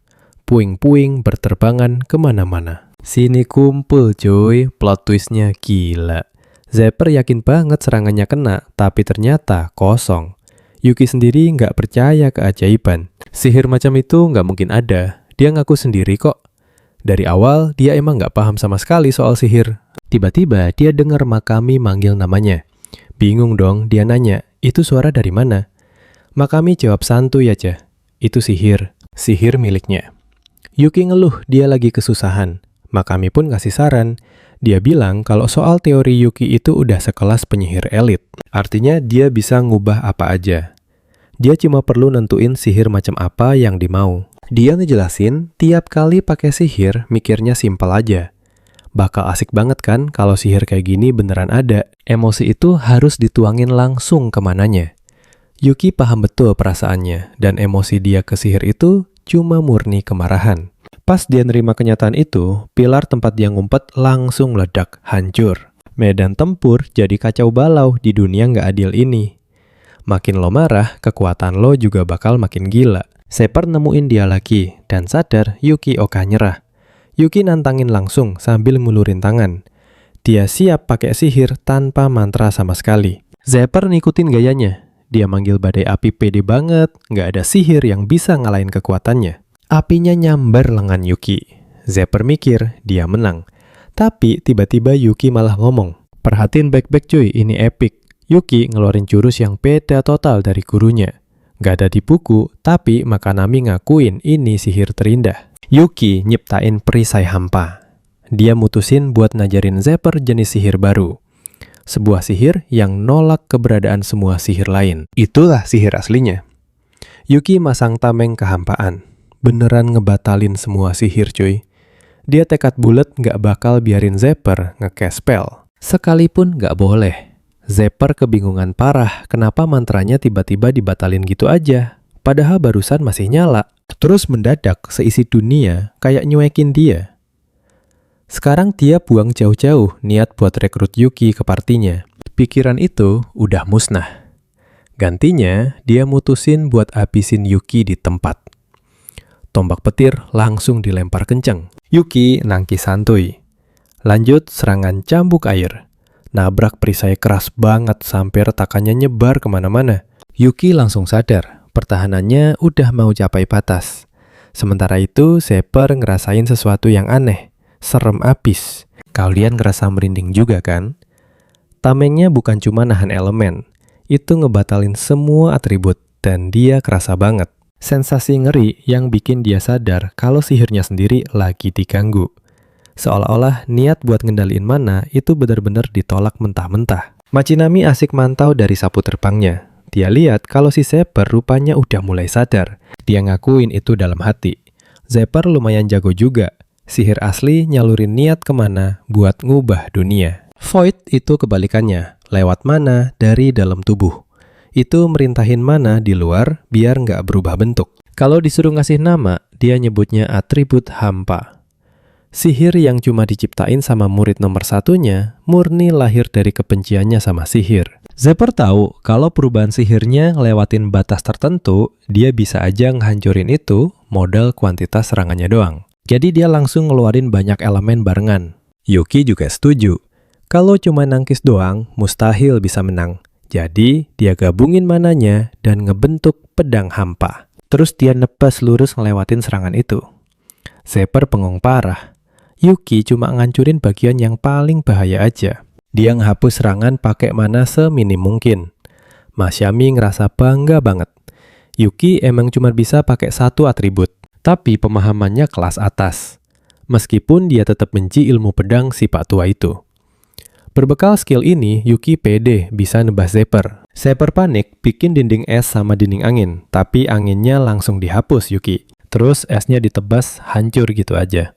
Zepper kena masalah besar. Sihirnya nyaris nggak mempan, dan penguatan fisiknya diblokir pedang itu. Dia ngeluarin gelombang api raksasa. Dalam sekejap, Yuki masang perisai hampanya lagi buat nahan serangan. Zepper mulai ketar-ketir. Kalau gini terus, mananya bakal habis duluan. Dia mikir keras mati-matian nyari mantra apa yang mempan buat nembus itu. Dan di momen itulah Yuki dapet celah. Dia ngeluarin tebasan pedang kelopak darah pakai gaya khasnya sendiri. Mata Zepper melotot kaget. Dia auto sadar pertahanannya nggak bakal kuat. Yuki terus nekan serangannya. Zepper ngelawan dan kekes sihir angin. Bentuknya palu udara, dan itu sukses bikin Yuki ngestun bentar. Dia nggak nyangka, Zepper nekat nembakin ke dirinya sendiri cuma buat ngehindar. Ya mau gimana lagi, Zepper ngelepasin dia kali ini. Tapi ngancem nggak bakal ada ampun lagi besok-besok. Dia janji bakal nyari cara buat nyalahin sihir itu. Terus dia manggil sayap angin dan kabur terbang. Yuki kaget lihat dia mundur sesantuy itu. Tapi dia paham kalau Zepper nekat. Stay, tamatlah riwayatnya sebagai petualang. Makami ngomel kenceng di kupingnya. Ngamuk gerah kata Yuki, biarin musuhnya kabur. Kalau Zepper lolos, si kakek tua pasti bakal ngejek mereka abis-abisan. Dari sini aja kita udah tahu asiknya kan? Makami ngebayangin muka ngeselinnya. Sementara Yuki ngaku masih nyimpen jurus darurat. Sini ngumpul lu dan gue bakal nyaksiin pertarungan gila. Dia natap ikatan di tangannya, nanya, boleh dilepas nggak? Terus langsung genggam pedang. Di sisi lain, Zepper yang lagi kabur ngomel-ngomel kesel, udah nyusun rencana balas dendam. Tapi pas di udara, dia tiba-tiba ngerasain sesuatu. Mana? Yuki ngelepasin mantra penuh aura mengerikan langsung meluap kemana-mana. Si Zepper sampai kaget, nggak percaya. Kerapal mantra penuh tuh butuh waktu super lama. Nggak masuk akal banget Yuki bisa nembakin sihir secepat itu. Tapi mau dilihat dari manapun, mana itu beneran dari arah Yuki. Dia langsung mundur jauh dan keluarin sihir pendorong angin. Nah kami heran, ini orang lagi ngerencanain apa sih? Sampai niat banget pakai sihir pemanggilan segala. Mei muncul manggil ibu kekacauan, tempat semua hal lahir dan musnah. Dengan santai, cewek ini mulai ngebaca mantranya. Yuki sama Makanami cuma bisa nontonin kekuatan buas muter-muter ngelilingin Mei. Yuki ngejelasin buat jaga-jaga kalau sihir barunya telat, dia udah ngajarin Mei lewat telepati dan nyuruh dia ngerapal. Sihir tuh emang sefleksibel itu. Siapapun bisa makai, asal mantranya selesai. Mei kelar ngerapal dan nyeletuk santai kalau Yuki itu kasar banget sama pelayan sendiri. Otak Yuki emang murni penjinak monster. Dia nyuruh anak buahnya ngelakuin hal yang dia nggak bisa. Mei kan undead, jadi nggak bakal capek. Panah kegelapan ditembak Zepper panik abis. Nggak ada pilihan lain selain nangkis, jadi dia terpaksa ngeluarin perisai suci. Sisi kiri atas perisainya langsung tembus dan retak seketika. Retakannya langsung nyebar kemana-mana. Tahan napas bentar. Perhatiin deh, panah itu ternyata panah hampa. Kayak janji Yuki sihir, nggak bakal mempan buat dia lagi. Zepper langsung kepental ke belakang pas gelombang energi ungu raksasa meledak ke atas. Pusaran ganas itu nelan semuanya, bikin dia teriak histeris. Pas badannya ketelan energi, dia masih sempet nyumpahin Yuki. Mashinami kagum banget sama hasilnya. Kekuatan sama akurasinya bener-bener sempurna. Dia muji Yuki yang jago ngajarin sihir. Sambil senyum, Yuki ngejawab kalau itu semua karena dia punya guru yang hebat. Cuma sisa kacamata Zepper doang. Sementara itu di pintu masuk Dungeon Liber, gerombolan cowok bersenjata pakai seragam putih kayak pembunuh bayaran udah siap sedia. Kapten mereka masih sibuk di tempat lain. Mereka kepedean bisa ngendaliin situasi sendiri. Soalnya satu-satunya orang yang mereka takutin tuh cuma Zepper. Pasukan keamanan ini maju buat nangkep Zepper sama Yuki. Beberapa menit kemudian, Yuki keluar dungeon sambil manggul si Zepper di punggungnya. Jalan lewatin dungeon sendirian sambil gotong orang tuh capek banget dan kelihatan jelas dari mukanya. Niatnya sih mau nyerahin Zepper ke guild, tapi baru aja jalan beberapa langkah, orang-orang bersenjata langsung hadang dia. Mereka nodongin senjata ke arahnya, udah jelas banget niatnya pengen langsung lahan dia di tempat. Ngelihat seragam putih mereka, Yuki langsung kenalin. Mereka ini kelompok tempur spesialis keamanan publik dari guild, alias regu eksekusi. Lu pikir ini kelar? Gue juga ngira timingnya pas buat nyerahin Zapper. Tapi pas Yuki maju selangkah, dinding es tiba-tiba nutup jalannya. Cewek rambut pendek berseragam putih teriak nyuruh dia berhenti. Dia itu Nao penyihir rank B dari regu eksekusi. Yuki beneran gagal paham kenapa dia ikutan diperlakuin kayak kriminal begini. Dugo biksu rank A dari regu itu menjelasin kalau banyak banget petualang lain yang udah ngelaporin Yuki ke pihak berwajib. Mereka ngira kalau Yuki itu anggota partinya si Zapper. Dan demi ngejaga keamanan publik, regu eksekusi mau nahan mereka berdua. Yuki nyoba jelasin kalau dia tuh korban, tapi tiba-tiba Zapper ngaktifin ledakan api. Regu eksekusi otomatis mundur, fokus mereka sempat buyar gara-gara apinya. Yuki bereaksi kilat ngebentuk pedang hampa buat lindungin diri. Zapper malah ketawa dan nyeletuk. Berkat Yuki, dia bangun di situasi yang paling nguntungin. Dia langsung ngibrit kabur dan regu eksekusi buru-buru ngejar dia. Mereka nembakin tombak es tebasan terbalik sampai lempar kapak iblis ke Fak. Tapi Zapper gampang aja nangkis pakai lapisan dinding es. Di sisi lain, Yuki malah dicegat sama anggota eksekusi lainnya. Wah, kacau situasinya, bener-bener makin lepas kendali dan berantakan. Yuki teriak kalau ini tuh bukan waktunya buat berantem. Karena udah dikepung, Zapper ngelepasin ledakan petir yang nyetrum semua orang di dekatnya. Mereka tumbang satu persatu. Ngerinya dia nendang salah satu anggota yang jatuh ke arah temannya yang masih sadar. Cowok itu kena tabrak talak. Dia langsung nyembuhin temennya pakai skill hadiah tanpa luka. Pas mereka lagi lengah, Zapper ngancem jangan ada yang berani maju selangkah pun. Gila, dia narik si Nao dan jadiin sandra. Dia pamer kalau dia udah beda dari yang dulu, dan mereka semua harus sadar sama perbedaan kekuatan itu. Dari jarak segitu, perisai Yuki nggak bakal nyampe tepat waktu. Dan dia nggak bisa batalin sihir secepat itu pakai panah atau pedang. Dugo berdecak kesal banget. Karena muak sama taktik pengecut ini, dia mutusin buat turun tangan dan ngurus semuanya sendiri. Dia nyuruh 2 penjaga buat terus ngawasin pergerakan Yuki. Dalam posisi kini, Yuki emang nggak bisa asal nyerang gara-gara ada Sandra. Jadi, apa yang bakal lu dan gue lihat selanjutnya? Kalau regu ini kompak, masih ada peluang. Tapi Zapper malah nyengir sinis. Mending bantai semuanya. Sini kumpul, kita lihat betapa repotnya ngelindungin orang. Lihat aja lingkaran sihir sebanyak dan serumit itu. Yuki langsung tahu ini serangan skala besar. Kalau begini terus, dia nggak bakal bisa nyelamatin semuanya. Dia nyuruh mereka sembunyi di balik bayangan sihirnya. Tiba-tiba cewek rambut perak muncul dan dengan santainya bilang itu nggak perlu. Dia ngaktifin skill Eye of Fair Play, terus nanya ke Zapper. Apa sih samananya beneran tinggal segitu doang? Yuki langsung kenal dong, dia kapten pasukan eksekusi sekaligus petualang rank S yang dijuluki buku aturan berjalan di Giot. Ginki paladin rank S, dia pakai skill Sparrow Bedragon. Zapper langsung kena telak dan hilang kendali saat itu juga. Gila banget nih, teknik efek pukulannya udah kerasa duluan, bahkan sebelum serangannya beneran nyampe. Dengan santai, dia ngomelin Zapper karena ngabisin semua mananya buat nyerang. Zapper jelas kaget Ginki tiba-tiba nongol. Karena panik, dia nge-cast Stone Pain. Ginki nyuruh Yuki pakai sihirnya. Yuki jelas shock, kok dia bisa tahu soal itu. Tapi nggak ada waktu buat mikir. Yuki langsung manggil Void Saber miliknya. Zapper buru-buru bikin banyak lapis pelindung elemen. Nah, perhatiin sini, Zapper ngeluarin Ramitaki Arrow Rain. Langit langsung penuh panah. Ginki langsung sadar niat busuknya. Dia ngincar semua anggota pasukannya. Ginki gercep naktifin Scatter Arrow Divert. Skill gila buat mindahin target serangan. Arah panahnya langsung dipindah ke Yuki. Yuki refleks ngangkat Void Shield pas panah-panah itu hujan deres ke arahnya. Ginki udah nebak dia bakal nangkis.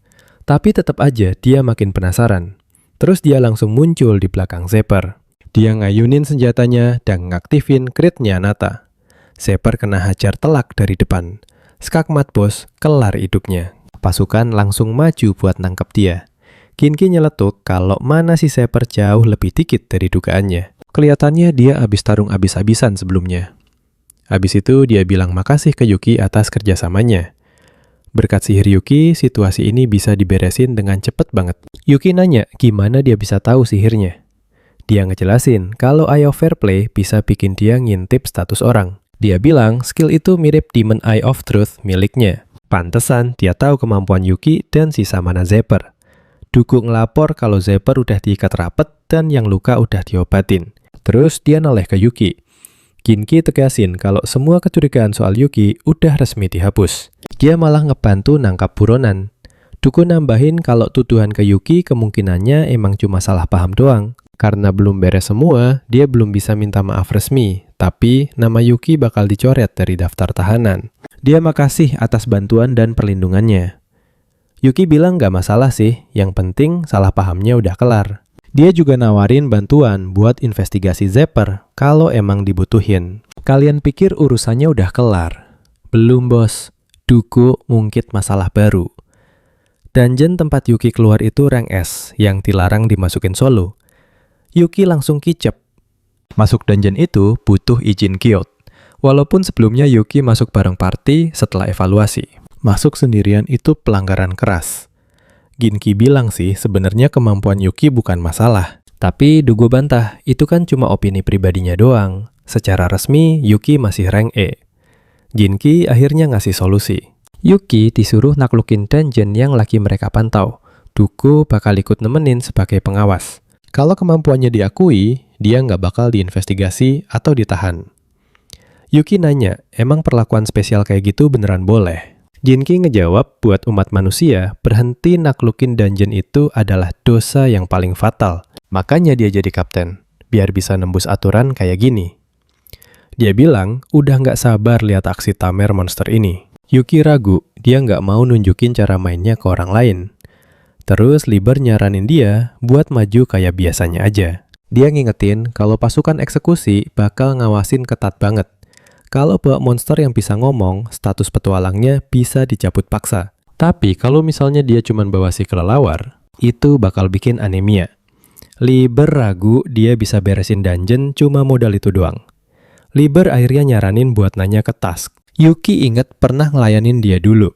Terus nanya, apa Tas itu spesialis kayak Machinami? Liber jawab kalau Tas itu jauh lebih gila dari itu.